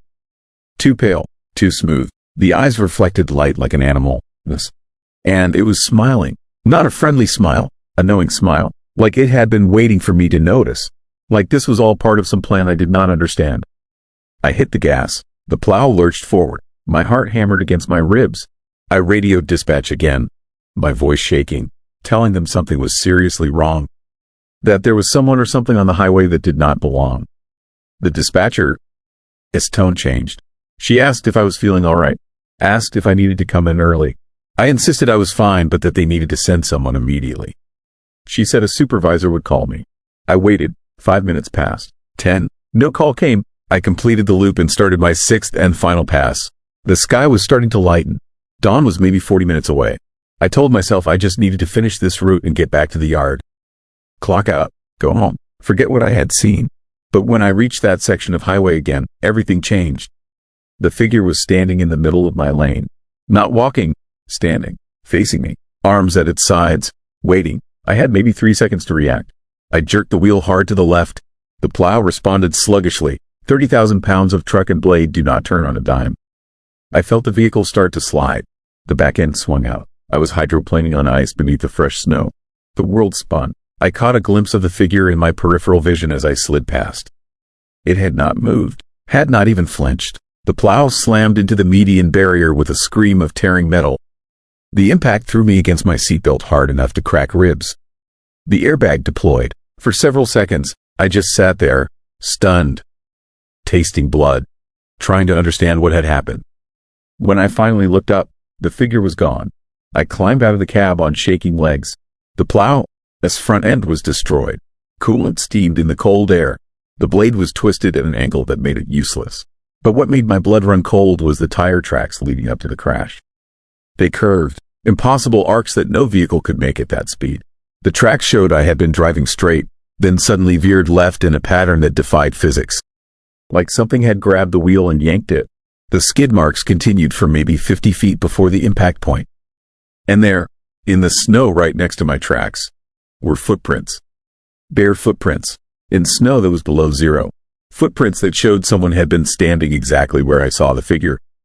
But they did not lead anywhere. They just appeared in that one spot and stopped. No trail coming or going. Just those prints and nothing else. The accident investigation took 2 weeks. Reviewed my dashcam footage frame by frame. What they found made 3 separate investigators request transfers to different departments. The footage showed everything I described. The figure walking, the second sighting, the final encounter. But it also showed something else. In the frames right before I swerved, the figure's mouth open. Wide. Too wide. And even though there was no audio, The timestamp showed a 3-second gap where the camera glitched. Static, white noise. When it cleared, my truck was already sliding. The investigators could not explain it. They called it a malfunction. Said the cold probably affected the electronics. But I know what I saw. And the FOIA request I filed 6 months later proved I was not the only one. Over the past 15 years, there have been 17 accidents on that exact section of I-70. All between 3 and 4 a.m. All during snowstorms. All involving commercial vehicles or snowplows. And in 12 of those cases, dashcam footage showed the same thing. A figure on the median. Walking or standing. Always in the same location. Always wearing dark clothes. Always with that same patient, chilling presence. The Colorado State Patrol buried the reports, marked them as driver fatigue or weather-related. But 3 drivers had died in those crashes. 2 more were permanently disabled. And every single one of them had reported seeing something before losing control. Something that should not have been there. I requested the dashcam footage through FOIA. They denied it. Said it was part of an ongoing investigation. I appealed. They denied again. Said releasing the footage would compromise public safety. That is when I knew they were hiding something. That is when I knew what I had seen was real and terrifying enough that the state would rather bury it than admit the truth. I still have my footage. I backed it up before returning the truck. I have watched it hundreds of times. And every time, I see something new, something disturbing I missed before. In frame 47 of the final encounter, right before the figure's mouth opens, you can see something in the background. Other shapes, dozens of them, standing along the tree line, watching, waiting. I do not drive at night anymore. I sold my car and take the bus. I moved to Kansas where the land is flat and open and nothing can hide in the shadows. But sometimes, late at night, I still see that smile. That knowing, horrible smile that said this thing had been waiting for me. That it had chosen me specifically. That my survival was not luck but permission. The highway is still open. Plows still run that route every night. And according to dashcam culture forums I follow, drivers are still seeing things. Still reporting figures on the median. Still filing complaints that get ignored. The state says it is a high accident corridor due to terrain and weather. They added warning signs, lowered the speed limit, installed more lighting. But lighting does not stop something that wants to be seen. Warning signs mean nothing to something that has claimed that stretch of road as its hunting ground. And no amount of salt or sand will clear away the nightmare that walks those medians at 3 a.m. Patient and terrible, waiting for the next driver to notice. Waiting for the next dashcam to record its impossible presence. Waiting to remind us that some roads belong to things we cannot explain, and that technology sometimes captures horrors we were never meant to see. Story 9. Christmas lights and cold corpses. The shopping center that ate a family. The surveillance footage showed 43 cars driving past the empty parking spot where the Morrison family had parked, and every single vehicle swerved around that space like something invisible was blocking their path. When they finally checked under the decorative light poles 3 days later, they found something that made seasoned homicide detectives refuse to work the case. My name is Detective Ray Hollis, and I need to tell you about the Christmas of 2018, when Pinecrest Shopping Center in Des Moines became the site of the most disturbing disappearance I've investigated in 26 years on the force. What the media reported as a tragic family going missing during a windstorm was something far more terrifying and unexplainable. Something that still keeps me awake every December when the holiday lights go up. It started on December 22nd, the peak of Christmas shopping madness. The Morrison family, Paul and Jennifer with their 2 kids, Emma and Tyler, ages 8 and 6, arrived at Pinecrest around 7 p.m. They were captured on external cameras pulling into parking spot D17, right under one of those massive decorative light poles the shopping center had installed for the holidays.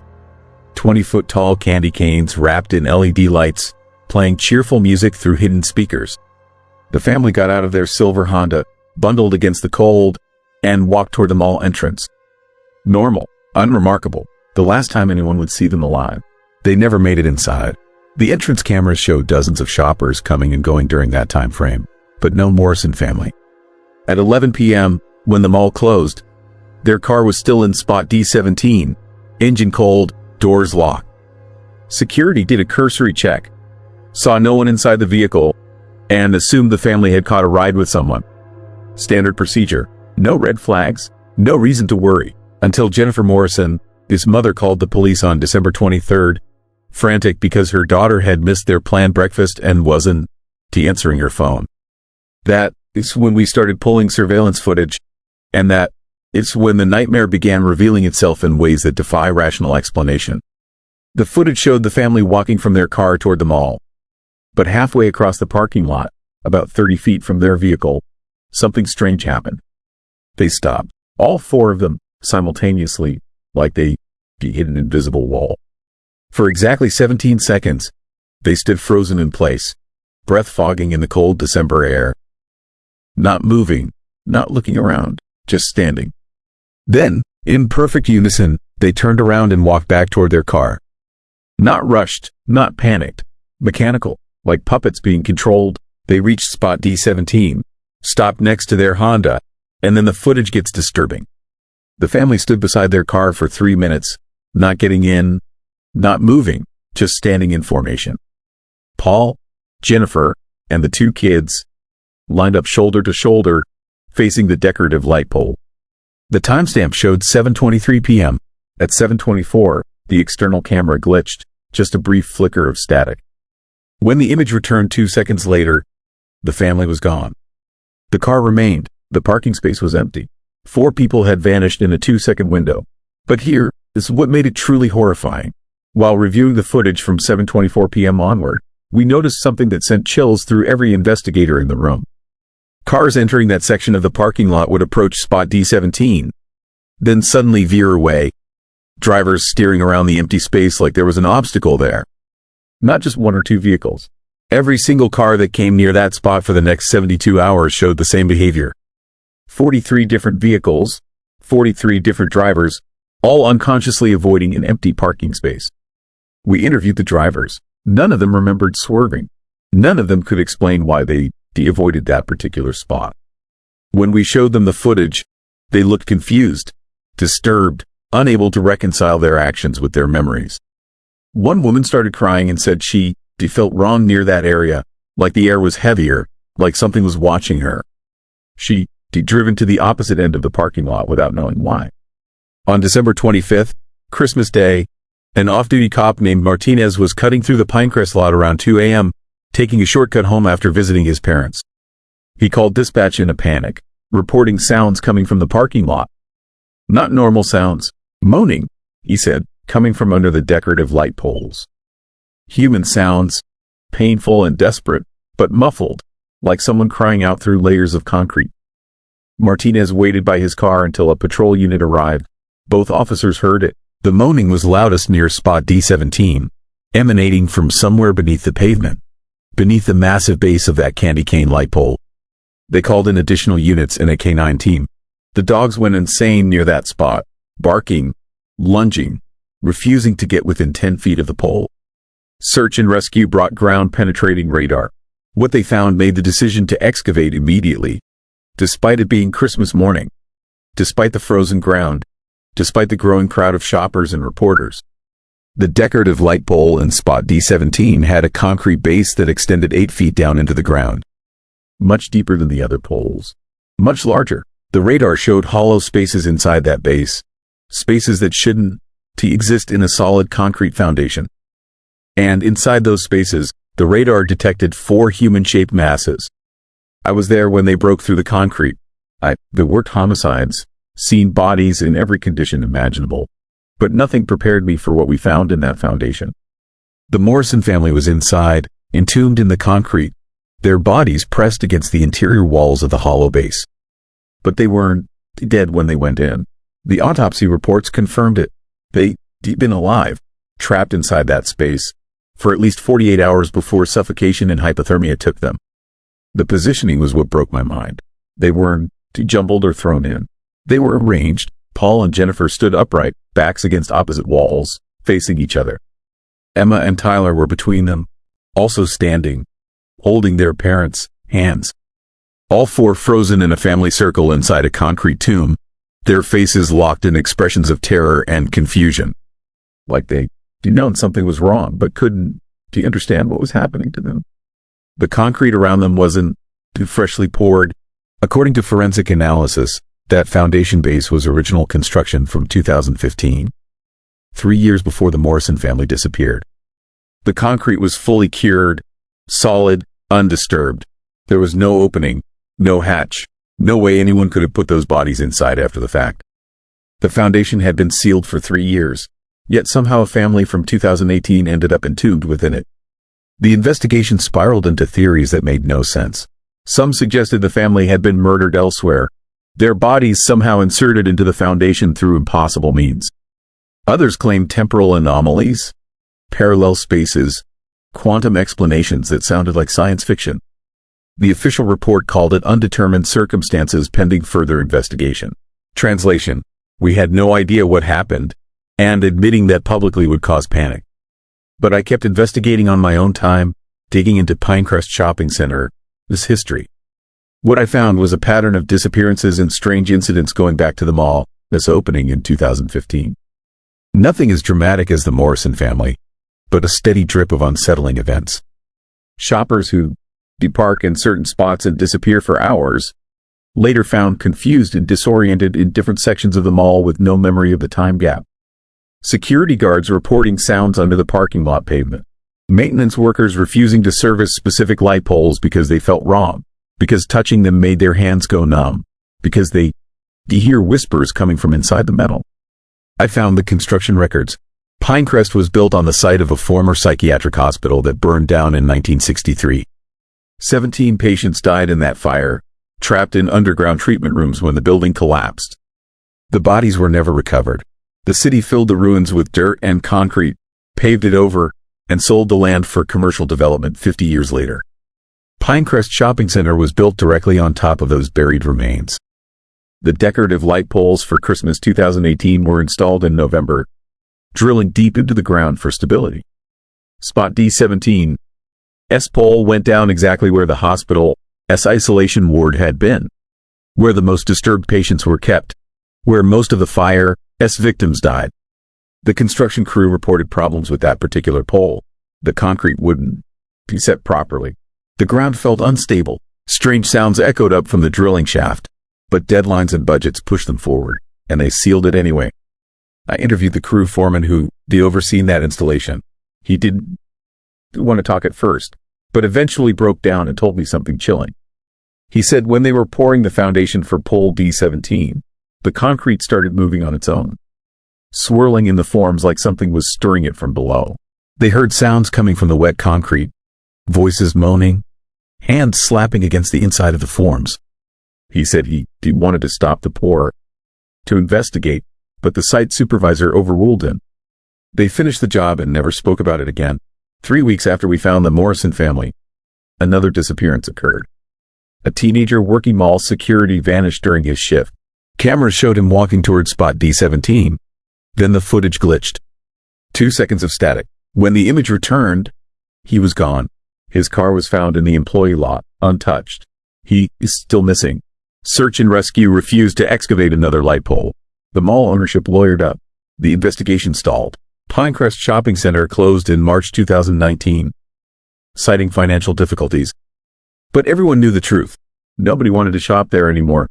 Nobody wanted to park in that lot, walk past those decorative light poles, risk becoming the next person to vanish into concrete that shouldn't be hollow but somehow swallows people whole.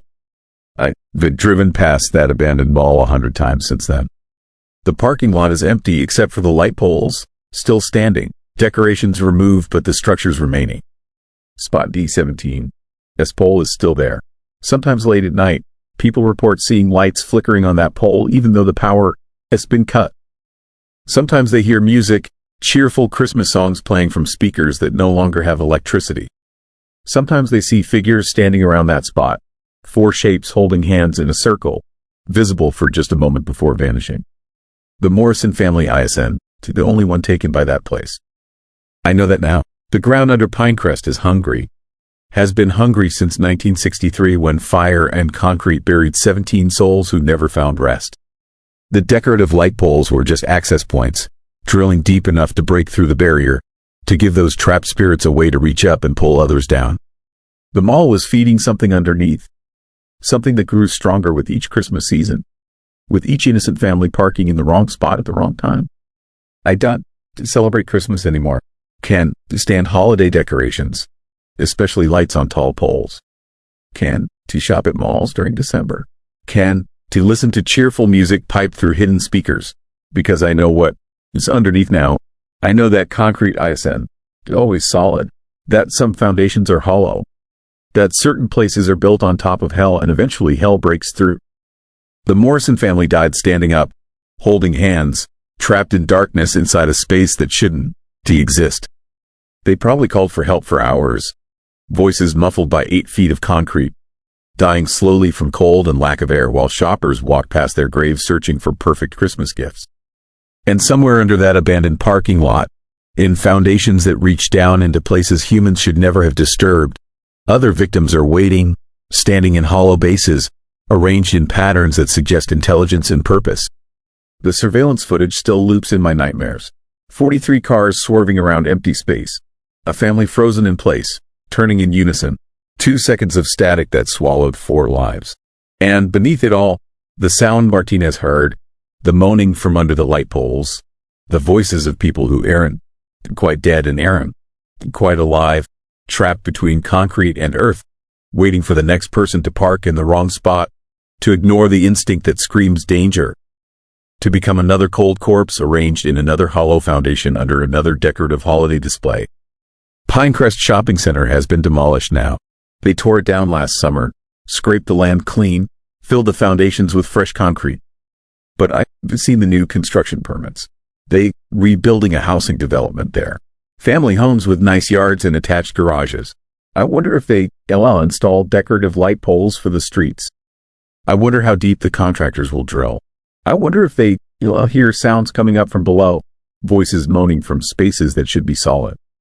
I wonder how many families will disappear before someone admits that some ground is too poisoned to build on, that some places hold onto their dead so tightly that the living can to help but join them, that concrete isn't a barrier but a trap, and that Christmas lights sometimes illuminate more than holiday cheer.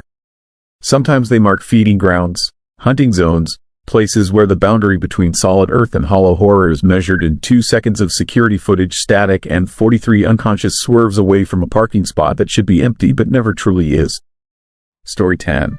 Frozen radio signal, a broadcast that never should have airwaves. Have you ever heard a voice from somewhere that doesn't exist anymore? A signal from a frequency that went silent decades ago?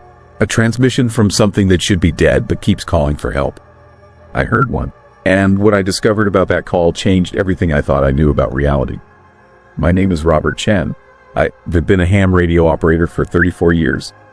Started as a kid, got my license when I was 12, and never stopped. There's something about that hobby.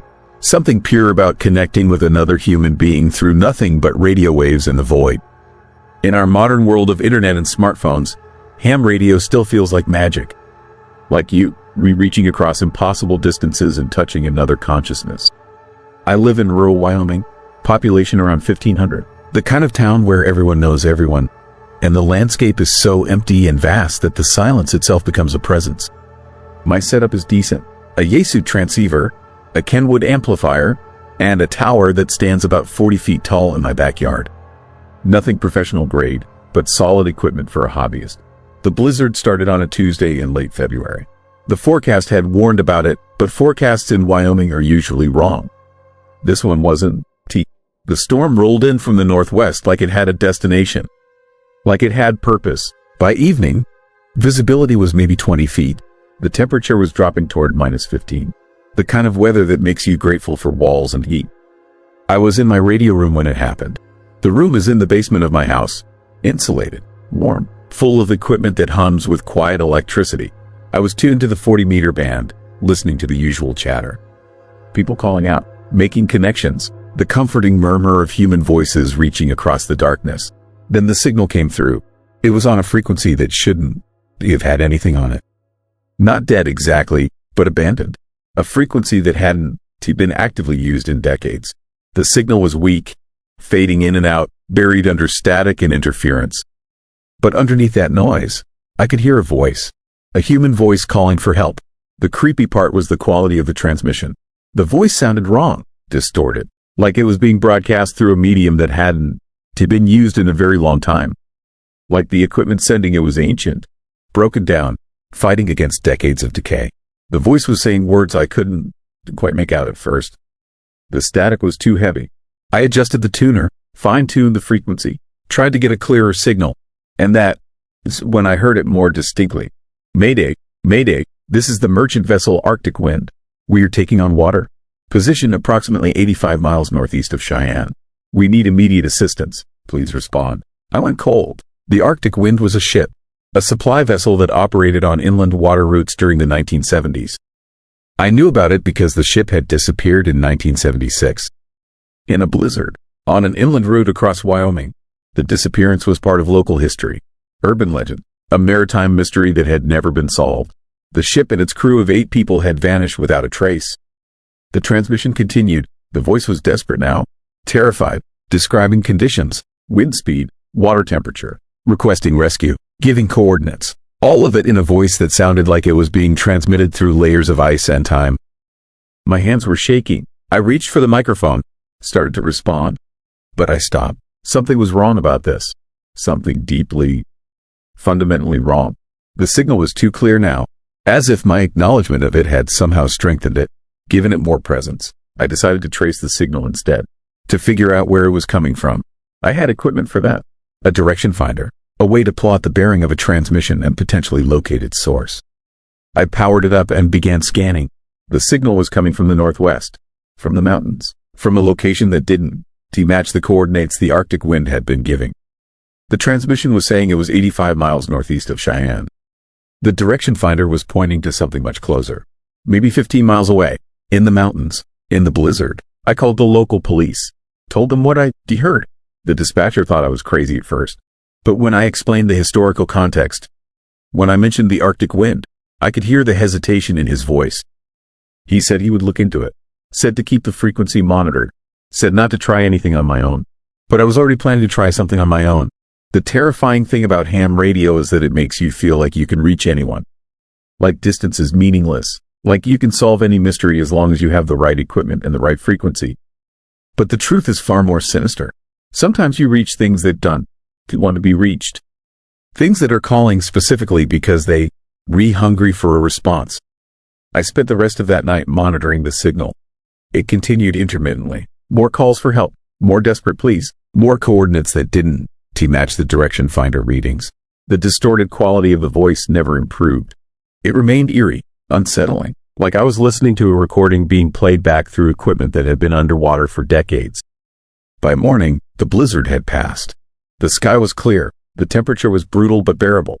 I decided to drive out to where the direction finder had indicated. The coordinates put the source somewhere in the mountains, on the old Forest Service road that headed toward the abandoned copper mine. The drive took about 40 minutes. The landscape was white, empty, utterly still in that way that makes you aware of how small and insignificant you are in the vastness of the world. I followed the old mining road higher and higher. The transmission signal was stronger now, almost as if it was guiding me. The horrifying moment came when I found the transmitter. It was half buried in a snowdrift, maybe 200 yards off the road. An old piece of equipment, military grade, probably from the 1970s or early 80s. The kind of thing you use for long-range communication on a ship. The transmitter was still running, still powered somehow, still broadcasting that desperate voice into the void. But that wasn't the worst part.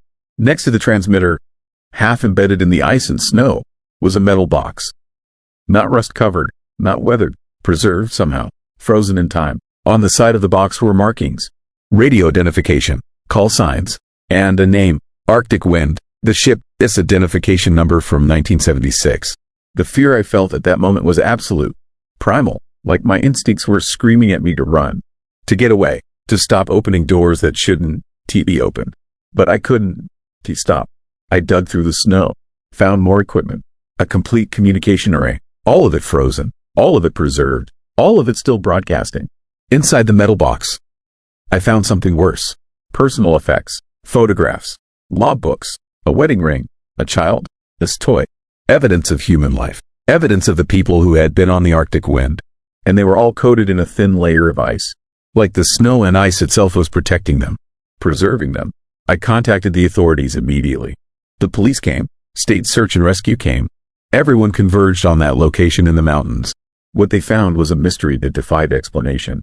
The Arctic Wind had apparently crashed in the mountains during the 1976 blizzard. But the mountains were more than 100 miles from any inland water route the ship would have used. There was no way the ship could have reached that location. No way it could have gone off course so dramatically. The remains they found suggested the crew had tried to survive.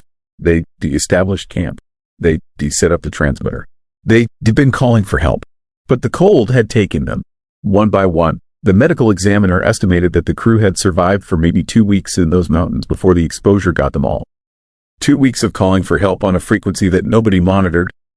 2 weeks of sending signals that nobody heard. 2 weeks of slow freezing in the darkness and cold. But here is what made it truly horrifying. The bones they found showed something wrong. The calcium structure was strange, brittle, like the bodies had been frozen at a cellular level, like the ice itself had penetrated into the marrow, like they weren't just dead from cold. They were cold. They had become cold. They had merged with it. And the transmitter should have been dead. Inert. No power source. Nothing to make it run. But it was still broadcasting. Had been broadcasting continuously for 47 years, on a frequency that didn't officially exist, calling out to anyone who could hear it. The investigation went deep. The Coast Guard got involved. The military, the state police, they brought in specialists. They excavated the entire site. What they uncovered was a history that had been completely buried. The Arctic wind hadn't vanished by accident. I found that out when the federal investigators started sharing information with me. The ship had been deliberately taken into the mountains. The crew had been transporting cargo that shouldn't have existed. Experimental equipment, government equipment, something that had been developed in secret and was being moved through routes that didn't appear on any official manifest. The equipment had malfunctioned during transport. The temperature inside the cargo container had dropped catastrophically, uncontrollably. The cold had become something active, something alive. The crew had tried to contain it, but it had spread. It had infected the entire ship. It had driven the vessel off course, up into the mountains, away from any place where it could hurt civilization. The crew had realized what was happening. They de-established camp. They set up the transmitter with one last, desperate hope. That someone would hear them. That someone would understand. That someone could help. Nobody had heard them. They'd be frozen over those 2 weeks. But they hadn't. They simply died from exposure. The experimental cold had taken them, had integrated with them, had transformed them into something that existed in the boundary between life and death, between presence and absence. And they kept calling. Long after they were gone, the transmitter, activated by the cold itself, by the presence of the thing that had escaped from that cargo container, had kept broadcasting, kept sending the same desperate message, kept hoping for rescue that would never come. For 47 years, the authorities contained the site, removed the remains carefully, treated them like they were handling something toxic, which they were. The cold that had taken the crew was still active, still present, still capable of spreading if anyone got too close for too long. The transmitter was removed and sealed in a containment facility. But before they sealed it away, the investigators let me listen to one final transmission. One last message from the Arctic wind, from the crew that had been frozen for nearly half a century. The message said only this: "We are here. We are still here. Please don't forget us. Please keep us warm. I don't operate on that frequency anymore. Haven't touched my ham radio since that day. The equipment sits in my basement, silent, waiting, because I know what will happen if I turn it back on. I know what is still out there, still broadcasting, still calling." The Arctic wind reached out from the past and touched the present. The crew reached across decades of ice and darkness and found someone to listen. And now they know they were not completely forgotten. Now they know the world is aware of their suffering. The transmitter sits in that federal facility, still running, still broadcasting on that frequency that shouldn't exist, still sending out that signal, still calling for help that will never come. But I heard rumors from other ham operators, whispers in the radio community, stories about people hearing the transmission, about people being drawn to it, about people going out into the snow to find the source of that eerie, desperate voice. I heard that some of them never come back. I heard that the signal is getting stronger. I heard that the frequency is spreading, that it's appearing on other bands now, that multiple people are hearing it simultaneously, that the transmission is no longer just reaching out. It is reaching in. It is becoming part of the radio spectrum itself, a permanent scar, a wound in the fabric of electromagnetic space. Sometimes, on the coldest nights, I can hear it even without turning on my equipment. I can hear that voice, that distorted, desperate voice calling out from the mountains, calling from the ice, calling for help that will never come. And I wonder if the crew of the Arctic Wind is still trying to warn us about something. If they were trying to tell us that the cold they encountered is still out there, still hungry, still spreading, or if they were just lonely, just desperate for someone, anyone, to remember that they existed, that they suffered, that they died calling for help in a frequency that nobody was supposed to hear. The frozen radio signal is still broadcasting, and somewhere in this country, right now, someone is tuning their equipment to a frequency they shouldn't to be able to find. Someone is hearing that voice. Someone is beginning to understand that the line between the living and the dead, between the present and the past, is far thinner than we ever imagined.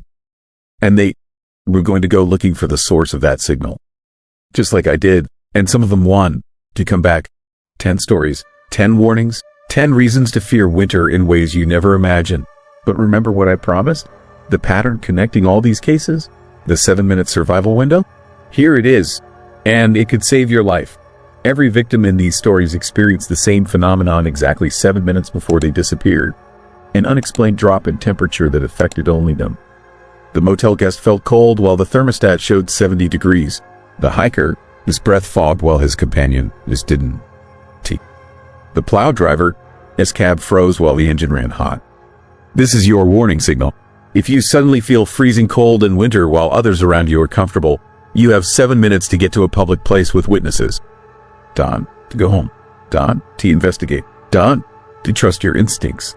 Just find people, lots of people. Why 7 minutes? Because that is how long it takes for whatever hunts in winter to fully lock onto you. After that, you remarked.